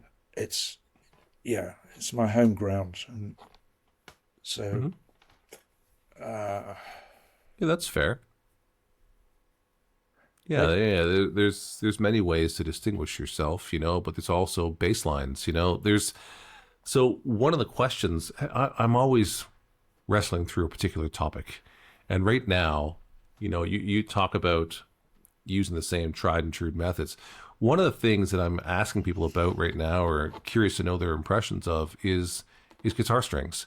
Because with guitar strings, I just feel like often it's nothing we consider too much. It's just sort of, I don't want to say taken for granted. But I remember in my retail shop years ago that I had guitars that we would sell and reorder again, the same more or less guitar, right? But I remember one guitar coming in and it just did not sound as good as the previous ones we had. And I took off whatever strings were on it and I put on a different set that I thought would move it in the direction we wanted. And sure enough, the guitar came alive. yeah. But the factory was sending out just the same set of strings, regardless of what the guitar was and the materials and all of that. And they didn't really change variation. They probably bought them en masse, always the same. And so I'm curious, do you think the string matters that much? Or do you always just use the same thing? Or what do you think the importance of a string is? I mean, the string matters. Yeah. I mean, it's the trigger. It's the first thing. I mean, that's what's happening in the string is what you're listening to. The guitar, all that does is amplify that. And, well, it filters it and conditions it, but that's the basis of what's happening. It's the heartbeat of the actual instrument. so sure it's bound to make a difference. I mean, put a nylon string on a steel string guitar, what happens? It doesn't. Yeah, sure, but yeah, so different brands. When you go to make an instrument, though, do you just have like a stock of like the string that you use, or do you actually think about a different string for each guitar? Or what's your approach to stringing an instrument? My approach to that is that experience tells me that customers, players have their own, pet likes about strings, and that's a bit of a generalization. Obviously, some. It's like some people will always use the same string. Oh no, I like these. I rely on them. Da da da. Other people will go, well, I like to experiment a bit and try different ones. Cedar Creek Custom Case Shop is your premier fretted instrument custom case maker, and we invite you to create a musical instrument case unlike any other, one that's unique to you. Every Cedar Creek custom case is hand-built by highly skilled craftspeople using only select woods, Providence Forge hardware, and premium instrument-friendly materials. At Cedar Creek Custom Case Shop, we are dedicated to helping you design the case of your dreams. Find out more at cedarcreekcases.com. Are you serious about the business of guitar? Then you need to join us on Patreon. We're building a future where guitar makers are able to live prosperous lives making instruments that inspire the musical experience, which helps to create a more beautiful world. Where others who are passionate about the guitar can thrive, those who help in the promotion and resale, trade shows, writing of books and articles are supported as a valuable part of the community. A community where we explore with curiosity and encourage those around us in their endeavors. With a community effort, we can accomplish far more than we can individually. So let's be serious about your guitar business and join us on Patreon. That's patreon.com/Jamie Gale Music. We are better together, so let's do this together. I love where we've been, and I'm excited about where we're going. This space is normally reserved for brands who make stories like this possible, like the Dario and the Cedar Creek Custom Case Shop. If your company belongs in this conversation, let's talk. We partner with brands who value craft, culture, and the quiet power of a well-placed idea. So my take on it is I actually want to use the same string every time as my setup. Put the strings on, and because it's a constant. If every time I make a guitar I use a different type of strings, it's not so easy to judge what's going on. And I've always used D'Addario strings for years, partly because they're just very reliable. I find some string companies sometimes you get dodgy ones, or I don't know. I just like how they seem to suit, to my ear anyway, what I'm making, and I like that constant check on what's going on. New things come along, like for nylon string, which I don't make that many Spanish guitars actually, but I've always used the Disagreeableness, the Pro Arte thing. Well, a friend of mine's said, have you ever heard of the carbon strings? And I thought, no. They said, oh, you've got to try those. And I just made a guitar, a Spanish guitar for somebody. So, and he was, I thought, oh, I've got to try these on here. So, yeah, massive difference, amazing. What was the difference? Can you define it? Can you explain it? I don't know. It's just more power, I suppose, just on every level. Yeah, they're thinner than the equivalent set of the Pro Arte. I mean, I haven't really paid too much attention to strings in the sense of experimenting with different types or even not knowing much about the technology. But I mean, my go-to strings for my own guitar is D'Addario Phosphor Bronze, and I like that sound. Over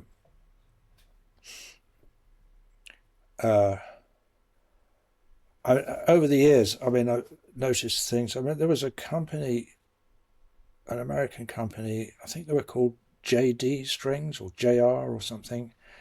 They came because most of the string companies by that time were using hex core, which, and I think, as I understand it, for the mechanical reason that they hold the winding better because of the sharp edges on the core. Sure. They're less likely to unravel. But there was an argument to say that actually the round core strings are much more punchy. They're not as stiff. With the hex core, the string comes a bit stiffer. So I remember trying some of those, and you could definitely hear the difference. There's a new string being pushed at the moment called I can't remember what they're called now.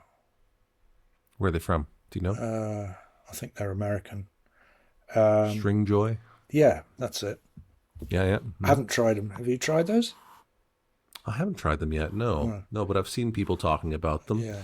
And I'm seeing more with the Italian company Dogel strings also and such. And but I haven't had the experience with them. And I have to admit, I fall into the camp of old reliable as well. I'm afraid I just remember as a touring musician, generally you get your choices, but I remember touring through somewhere in Eastern Europe. I don't know if I was playing in Poland or Ukraine or somewhere of the sort. And at the time this is about 20, 25 years ago.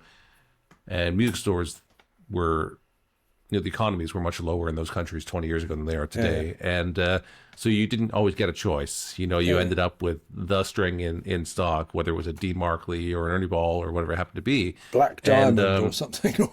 Yeah. And I remember, as I already stated earlier on, I'm a very performative musician. And so I blow through guitar strings. And so I always have to have a second guitar on stage because it's highly likely I'll break a string. But man, I couldn't get through a set on these other strings. And I'd blow through both guitars in the same set. and so I made a point of always bringing enough D'Addario XLs with me on on the road from there on in, ship them in. I couldn't count on getting strings where I was necessarily. And although I still break those strings, it takes longer for me to break those strings in the way that I was playing, at least at the time. I don't break strings as much these days as I did when I was younger. But I mean, so. I like D'Addario, and they've always been very efficient. And also, I have an account with them, so I can buy them, at a sensible price if I buy quantities. Not that I buy that many, but. And they're very generous that way, in that they'll supply small time makers like myself with a trade discount, so it all helps. But there are there's a whole other side to strings and string making. You've probably heard of Tomastic strings. And they're from Austria, I think it is. I believe so, yeah. Tomastic Enfeld, I think is the full name. Yeah. And I mean, they have a huge array of different types of strings. I mean, if you look at the D'Addario catalogue, they make strings for quite a limited number of instruments in a way. There's guitars, acoustic guitars, so flat steel string guitars, nylon string guitars, and then all the variations, whether you can get chrome flat wound, to phosphor bronze, ground wound if you can't decide between flat wound and round wound. And all of that. And so you've got guitars, you've got mandolins, and you've got some other, bazookas and all this, but the standard instruments. But the thing about, I don't know, maybe it's a thing about Europe is, I think there's a larger variety of stringed instruments that people generally play. different types of. I mean, some of the guitars that are made in Europe, like the Austrian Vienna guitars and those sort of things, and they're quite a different beast than an American style steel string guitar. And then you've got all these other weird zithers and all kinds of traditional balalaikas, lots of Eastern European instruments. And the other thing, they're very accommodating in making custom strings. So I made a 22 string Spanish guitar for Paul Garthwaite, which is basically three 7-string guitars stuck together in terms of the fingerboard. So way down to, I forget the bottom note, but up to a soprano guitar. And he goes to those people he gets them to make his sets, and they're very, very accommodating. I haven't personally dealt with them, but Paul says they're amazing. They're just so friendly and helpful and interested. And so really you're talking craftsman string makers, I mean, and that's the reason that you can, as you said earlier on, you can build a guitar for Jethro Tull's, because he was playing Martins, but he wanted one that had basically 2 less frets on it. That was higher strung, and you can do that, and that's what happens. There's a certain amount of industrial scale, and then there's I need very specific things, and that's the birth, or the existence, not the birth, but the existence of the artisan still often happens in those custom requests, the flexibility, the solutions that can be provided. That's right. And I mean, I would, in a way, I would really like to be more fluent with the possibilities, but if I lived in Vienna or somewhere, I'd probably be hanging out at Dr. Tomastik's workshop occasionally and talking about possibilities and all of that. But how much time have you got? It's of course. So, and that's infinite possibilities. You're back to your chaos theory, at this point, and that I'll be thinking for a while on that idea of was it the ocean, the sun, and the garden, or was it plants? What was the third? There's water, the sun, and sprouting. So life appearing. Wonderful. But the chaos thing. I mean, that's the thing that taught me, that I learned from that, was actually we can create a subjective chaos, which is what I tried my workshop to be. I want to be able to, and which is part of why I don't like using jigs and fixtures, because it's very constraining. I like the open possibility of so the chaos of my workshop is that it's one thing, it's on one level it's very ordered, and that I follow the feng shui principle of the creative cycle of where you place stuff in your environment. So water feeds wood, wood feeds fire,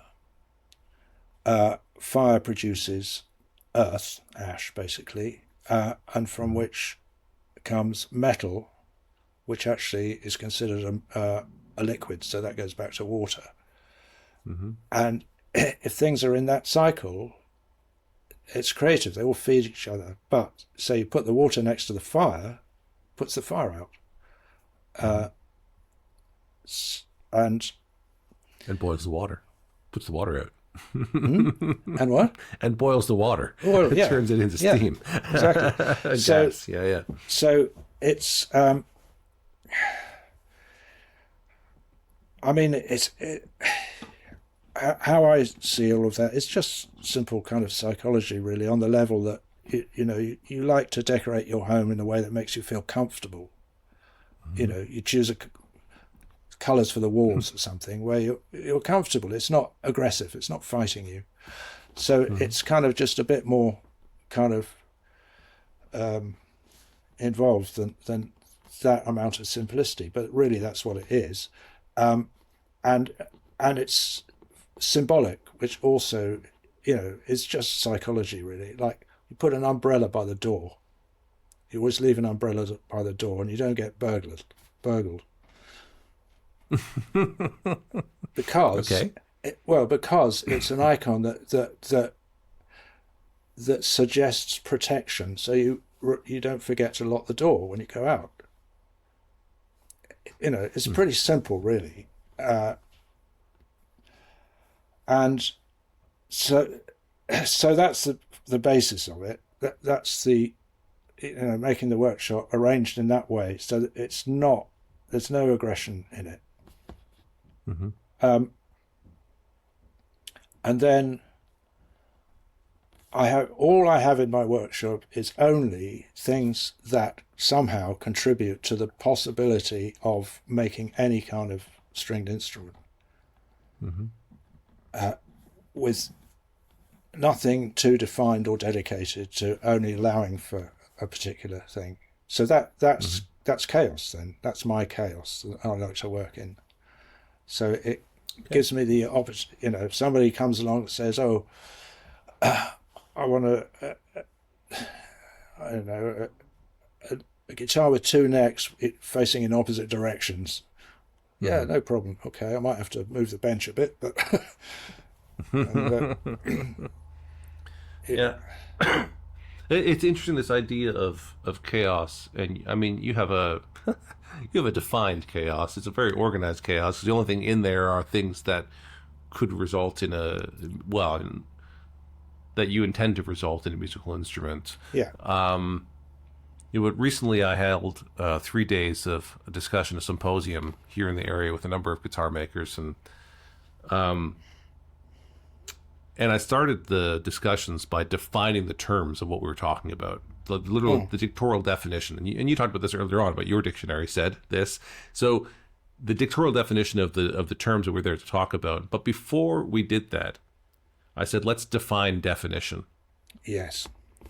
And so I took the Oxford Dictionary's definition of definition. And to define is to limit or to bind. Yeah.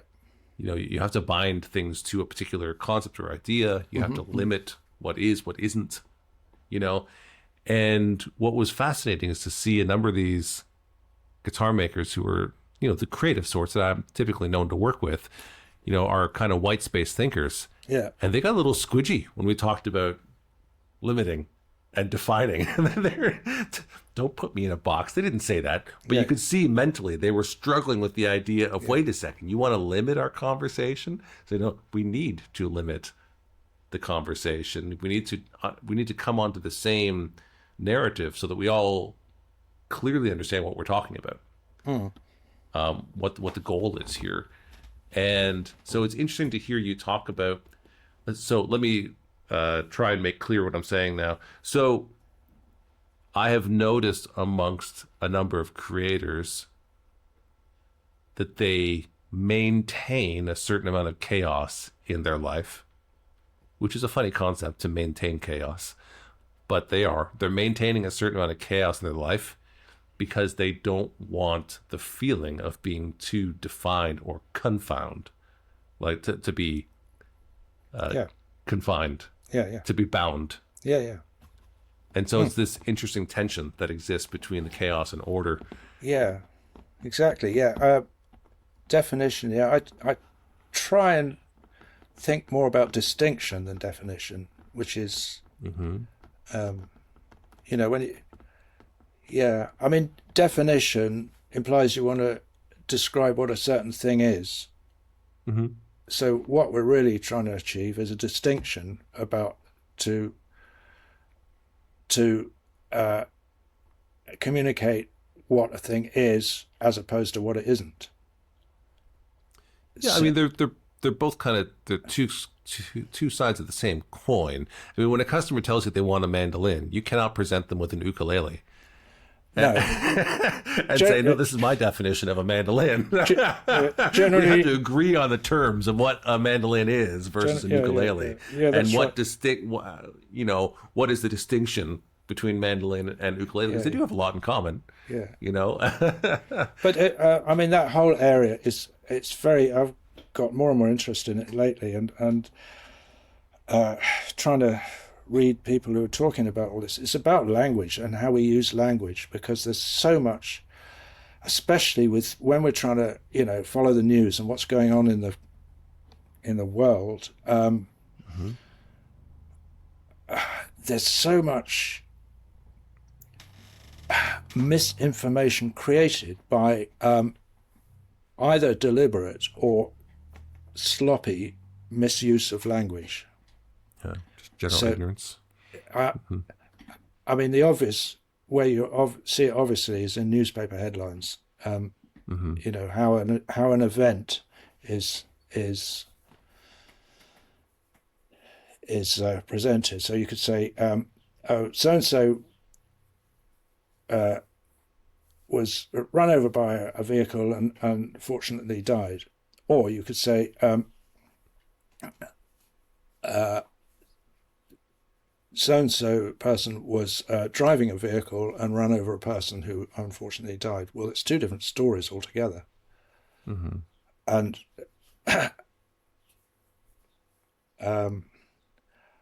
this the thing with AI now is that, and this really ties in with it, and I mean, AI basically is, I thought of it at first was just a kind of, it's like the whole of Google and all the search and all stuck together. Basically, it's all the information, all the data rather, that is on the web is accessible and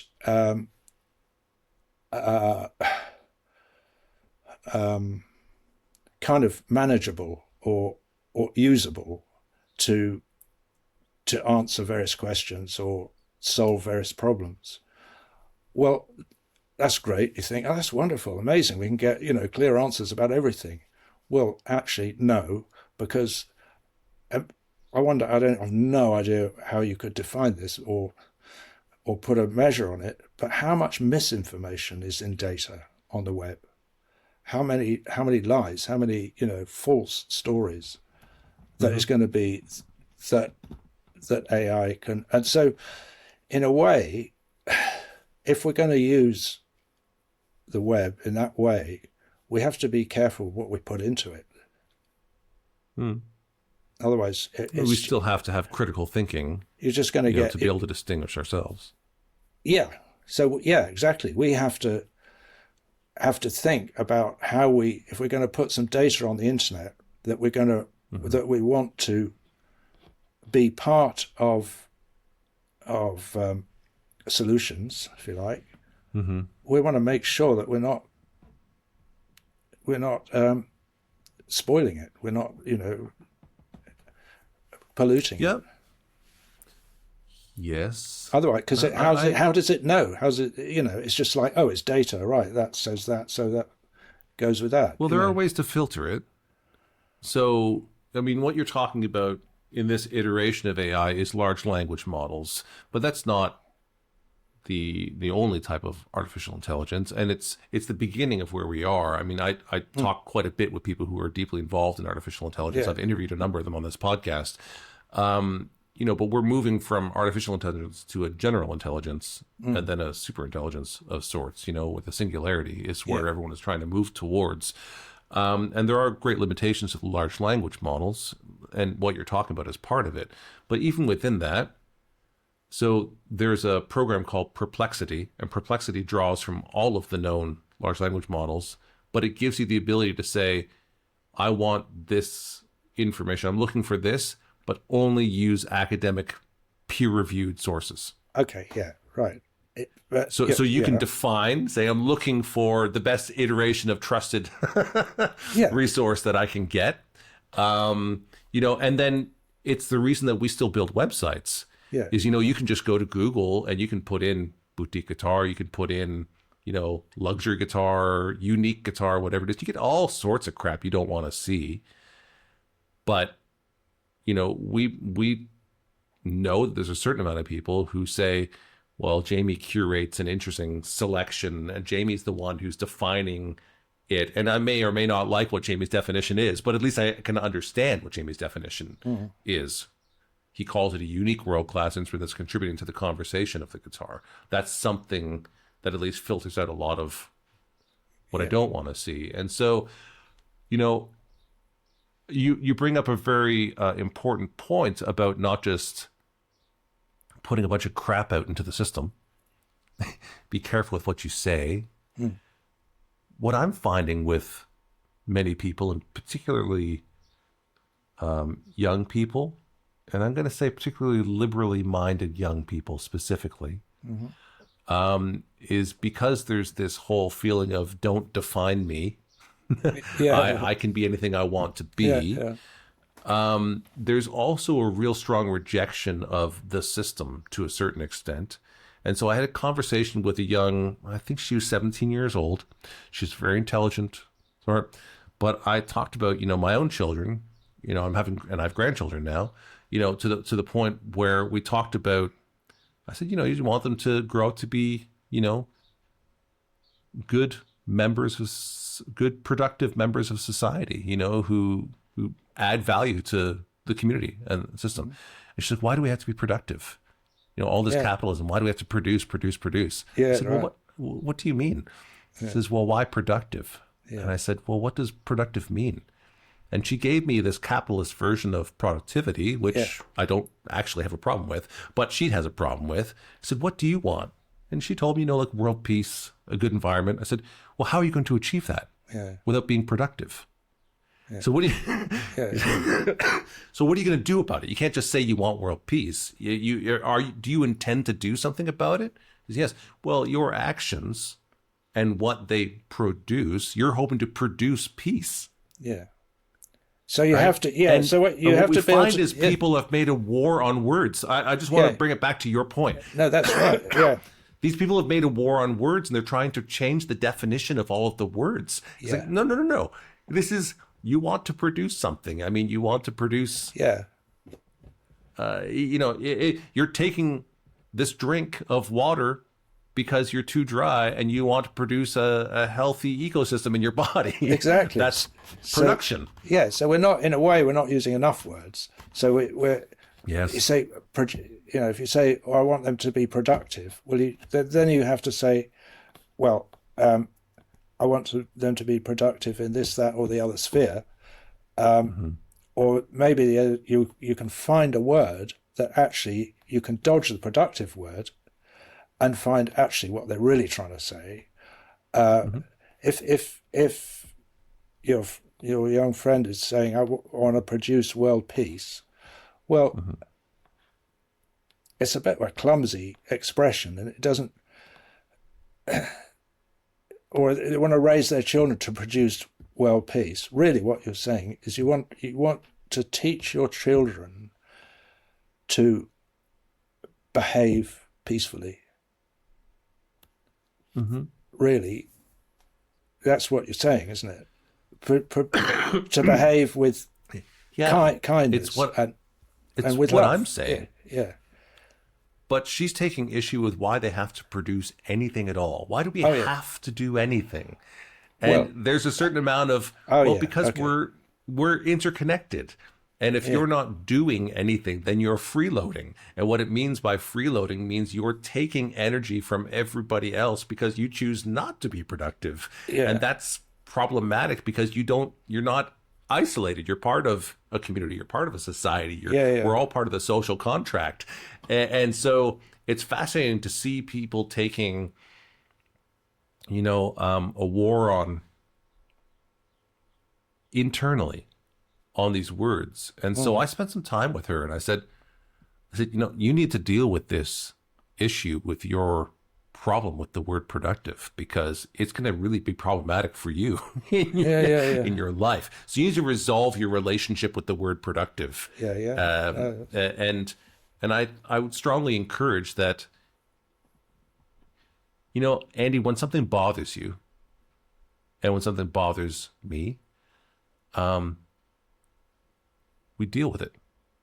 You know, you figure it out. You figure out. Yeah. You struggle with it. You wrestle with it. You know, Yeah, yeah. I heard recently that the word Hebrew, or I think the word Hebrew or Jewish literally translates to one who wrestles with God. Yeah. And I thought, well, that's fascinating. I mean, I'm not Jewish, but I thought but the idea that one who wrestles with God, one who wrestles with the ideas, with the concepts. And I think that's important. So if there's something that makes me uncomfortable, but I know it's nonsense, I know it's just in my head, like I'm afraid of heights, or I don't like to wear shorts even on a really hot day because I feel I look silly. Like, well, that's just stupid, Jamie. Find some shorts that you feel okay with and put them on, because get a better relationship with red and sweaty and greasy doesn't look good either, you know. Yeah, get a better relationship with your knees, something like that. Yeah, you know. So the point is, I deal with that, and there are people who literally just live with these ridiculous ideas they've committed to. And they're just like, no, I just don't like that food, or I just don't like this thing, or whatever. And they're not going to wrestle with it. But I think you wrestle with it, and I wrestle with it. And I really enjoy conversations with people who are willing to wrestle through ideas and concepts and move in just what I call direction good.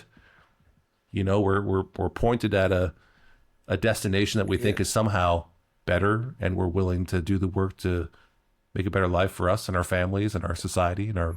Yeah. And it's important. Yeah. I suppose. I mean, I just want to know, you know, something. I mean, I'm happy to tolerate mystery because a lot of life is completely mysterious, and that's fine. Mm-hmm. But at the same time, I want to know. I mean, even a mystery, I struggle with. I got to kind of wrestle. You say that word, I wrestle with that, you know. And maybe that's what the Hebrew word means, wrestling with some kind of mystery. I don't know about all that, but it kind of makes sense. Conceptually. You know, that idea, I suppose, contributes to the idea of this angry God that, you know, so many people believe in. Yeah. Don't know. It's a way to sort of outsource the things we don't understand and that might otherwise cripple us.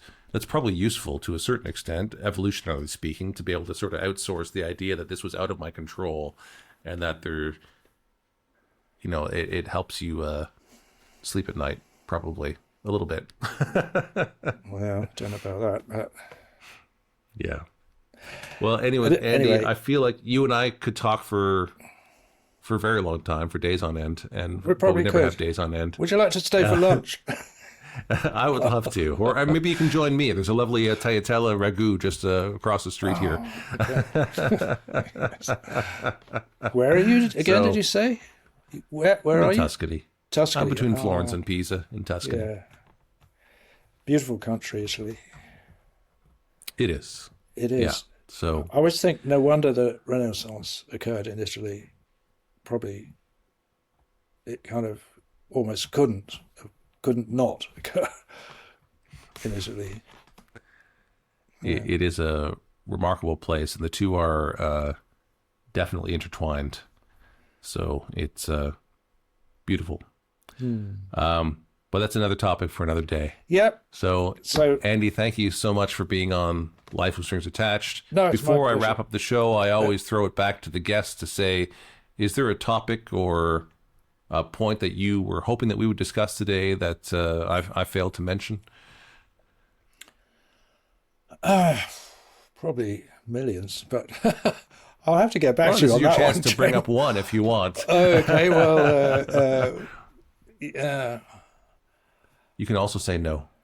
Yeah, no. I mean,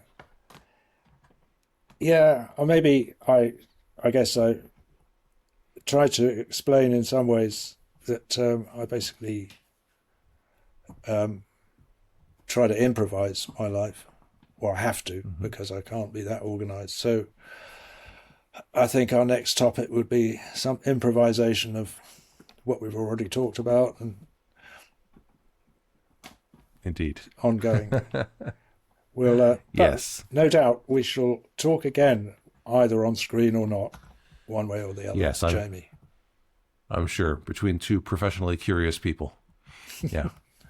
Wonderful. Always a pleasure. Well, thank you, Andy. Always a pleasure. I agree. And so I look forward to the next time we have to talk. Thanks for being on Life with Strings Attached. We'll say goodbye for now. Bye. Ciao. You've been listening to Life with Strings Attached. If today's conversation meant something to you, consider passing it on. These stories find their place through the people who share them. A new episode comes out every Friday, right here, wherever you're listening. I'm Jamie Gale, and thanks for listening to Life with Strings Attached.